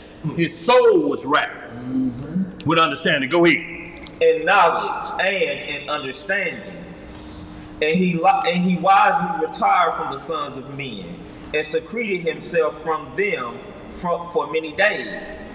And it was at the expiration of many years, while he was serving the Lord and praying before him in his house, that an angel of the Lord called to him from heaven and he said, Here I am. And he said, Rise, go forth from thy house and from the place where thou doest hide thyself, and appear to the sons of men, in order that thou mayest teach them the way in which they should go, and the work which they must accomplish to enter in the ways of God. And Enoch rose up according to the word of the Lord, and went forth from his house, from his place, and from the chamber in which he was concealed. And he went to the sons of men, and taught them the ways of the Lord. And at that time assembled the sons of men, and acquainted them with the instruction of the Lord. And he ordered it to be proclaimed in all places where the sons of men dwelt. Y'all read all that, but we got to drop down to verse 29 for time's sake. Verse 29. Y'all read all the way up into 29. Go ahead. And the horse descended at that time and stood before Enoch. And all the sons of men that were with Enoch saw him. And Enoch then again ordered a voice to be proclaimed, saying, Where is the man who delighted to know the ways of the Lord his God? Let him come this day to Enoch before he is taken from us.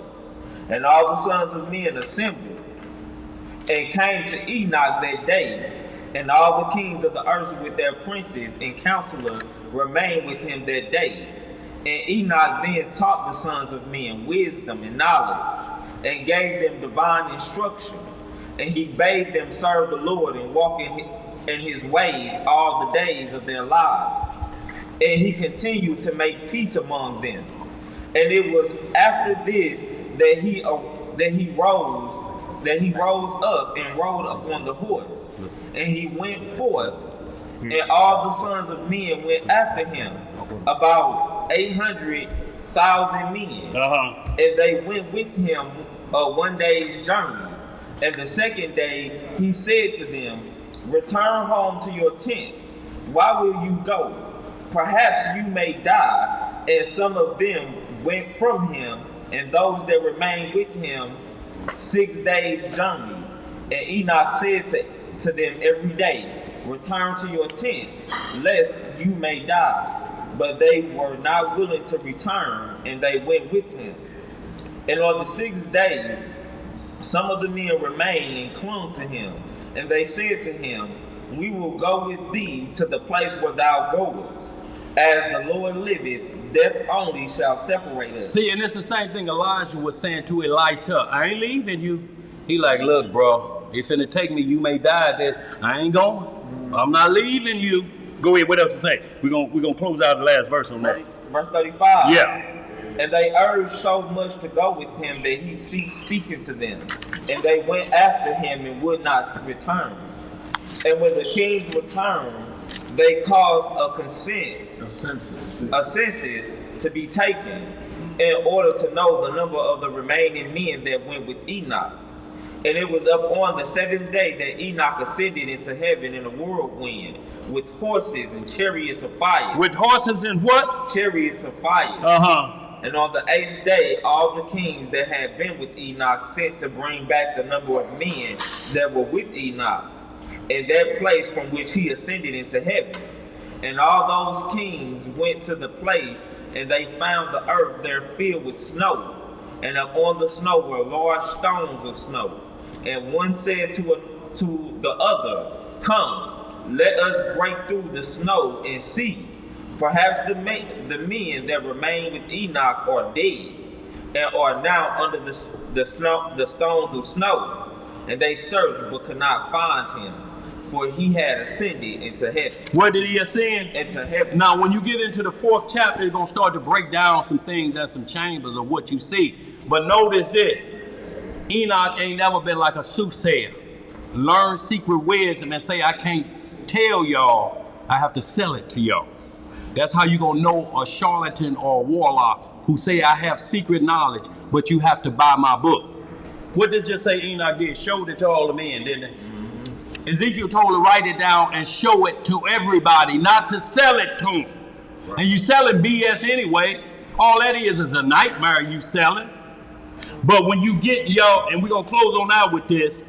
I want to get into that 4th chapter, but when we talk about no hiding place, when these chariots come back and they're going to be destroyed, this is what they scared of. Their hiding place is going to be hit. And that's in Isaiah 2. Y'all write this down, going to be a little homework. Isaiah 2, and y'all start about verse 6 and read on down, or verse 7 and read on down. And you're going to see where these chariots is attacking them while they're trying to hide in their hole.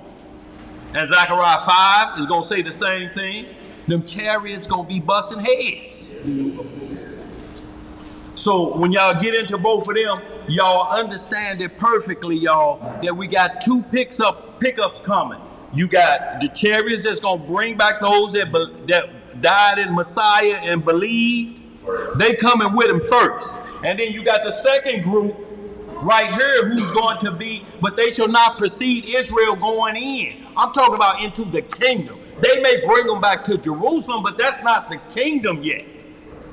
When they bring them in, they're going to tell them who they are. And these are going to be the remnants after Ezekiel 20 when the rebels are purged out.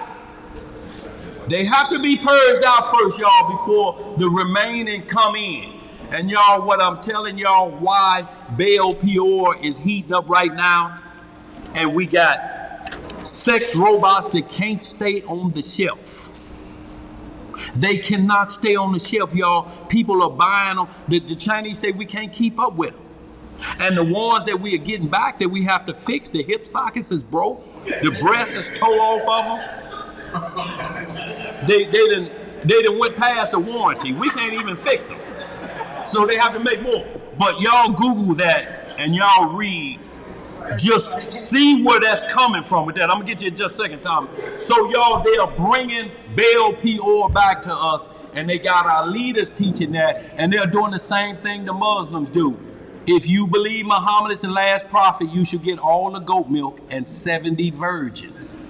Understand what that's doing. And then these Negro Hebrew Israelites that know who they are and tricking men and telling them you can have 7 women. It's the same thing with Baal Peor. That's the only thing you hear them come out the bat with. The first thing they come out is either wicked women or more than one wife. You know it's Baal Peor doctrine right off the top. And that lures the young men in. You mean I can have all them women and don't have to go to work? They have to go to work. Yeah, it's in the scripture. Where in the scripture? You ain't got to that point yet. You ain't learned yet. I'll show you later.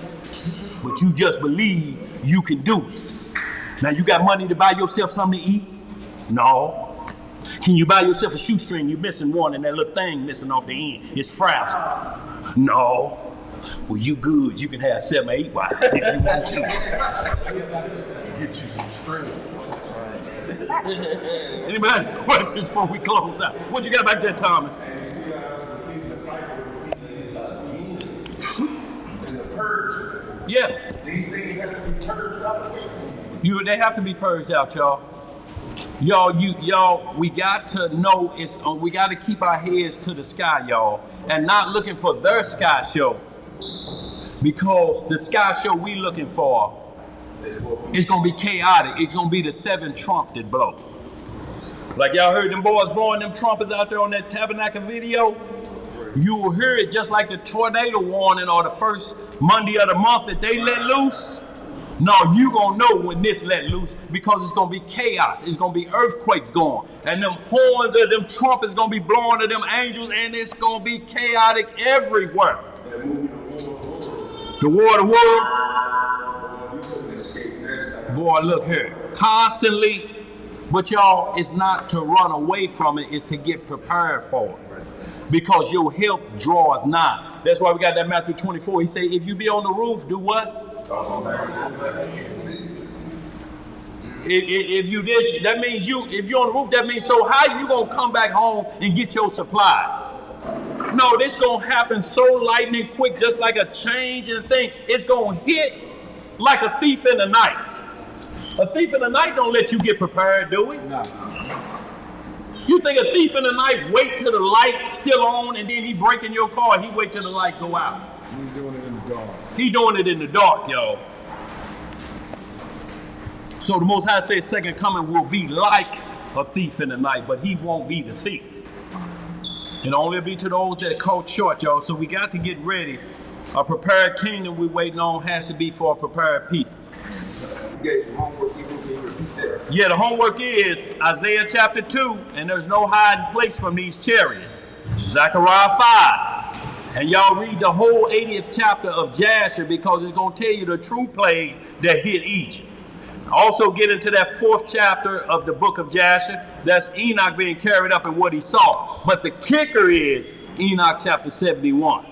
That whole chapter, and watch it match up with Daniel 7 and 13 because it's going to talk about the Ancient of Days or the father of the king of Israel. It's going to break that down, y'all. Y'all going to understand it perfectly because ain't no other way out of here. Ain't no other way, y'all. When a nuclear bomb hit, what we going to stop? You think a 747 will stop us from getting radiation? It's got to be something supernatural that avoids radar.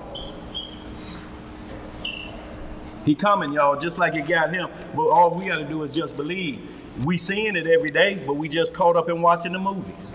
Last thing, y'all, I just want to show y'all this real quick. Give me Isaiah, Wisdom of Solomon. Give me that 16. And I just want to read something about who heals. Y'all, so we get a clear understanding of what gonna heal you in these last hours. Because we got a lot of false prophets and deceivers in the world. Ain't that what the script said in the last days? So this is what he's telling you to be ready for because it ain't gonna help you. Wisdom of Solomon 16, get that for me real quick. Last one, y'all, 10 through 13, y'all, we'll hold out. Y'all start at verse 1. All right, Wisdom of Solomon chapter 16, verse 10. And this is talking about the torments of Israel, but it's going to tell you what will save you in this time. Let's get it. It says, but thy sons, not the very teeth of venomous dragons overcame. For thy mercy was ever by them, and healed them. And he did what? Healed them. And they were pricked, that they should remember thy words, and were quickly saved, that not falling into deep forgetfulness, they might be continually mindful of thy goodness. Right. For it is neither herb. It is neither what? Herb. Nor mollifying plaster. Or ointment that you can rub on yourself. Go ahead. That restored them to health. That did what? Restored them to health. But thy word, O Lord, which healeth all things. What healeth all things? Thy word. It says, for thou hast power of life and death. Thou leadest to the gates of hell and bringest up again. So he said, ain't no herbs, ain't no mollifying ointments. You can't mix what's that stuff make your stomach feel better? The pink stuff, Pepto-Bismol and baking soda, and make a paste and think that's gonna fix or heal your soul. It's the law of the Most High. Ain't a herb out there can do that. Don't be tricked by. All it's doing is prolonging the flesh and restoring it a bit and putting you on a diet that kind of stops what's destroying your flesh at the rapid pace. But this flesh is marked for death. There's nothing you can rub on this skin that's going to restore it to life. Nothing. Ain't no deodorant you can rub across here. Ain't nothing. You can't rub no olive oil on it. You can't put no jelly sandwiches on it. You can't do nothing to restore this dying flesh. It's the word of the Most High that's going to heal it. And he says his law. If you break that, so if you hear somebody say this tamper with and say, I got some herbs that's better than this, what is that? What is he called? And a sorcerer. And the devil. Let's close out, y'all. Anybody got any questions, concerns out there too, right? Yes, sir. They said excellent lesson, great edification.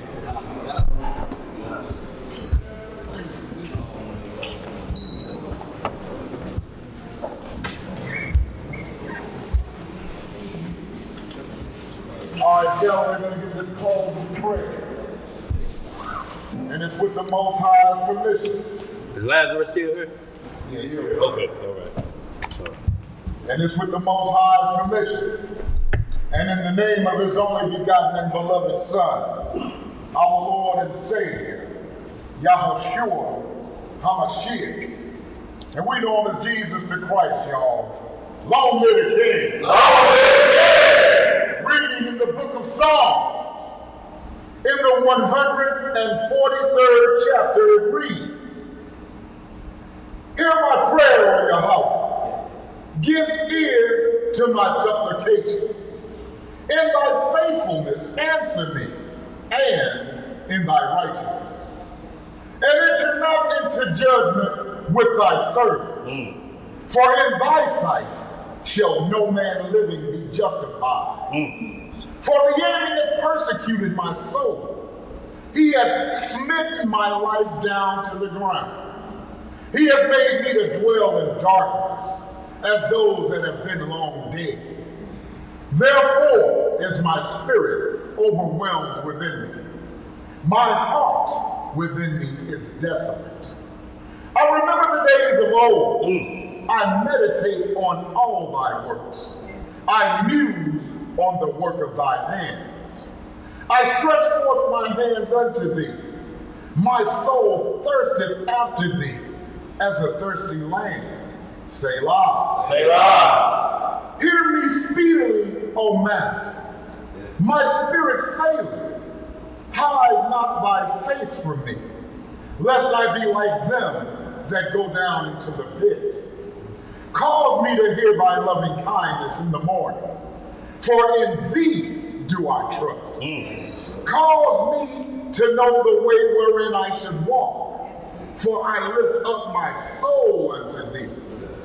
Deliver me, O Yahweh, from my enemies. I flee unto thee to hide me. Teach me to do thy will, for thou art my Elohim. Thy spirit is good. Lead me into the land of uprightness. Quicken me, O Yahweh, for thy name's sake, for thy righteousness' sake. Bring my soul out of trouble, and of thy mercy cut off my enemies, and destroy all them that afflict my soul. For I am thy servant. Hallelujah! Y'all got a shekel or two, we greatly appreciate it. And continue to offer blessings and safe travel to anybody that's traveling right now. We want to thank y'all for continued support. to the ministry and the radio station, y'all. We thank y'all worldwide audience. There's too many of y'all to name. I just want to thank y'all personally for the continued support of the ministry, y'all. It allows us to continue to move the Most High's work forward. Thank y'all. All right.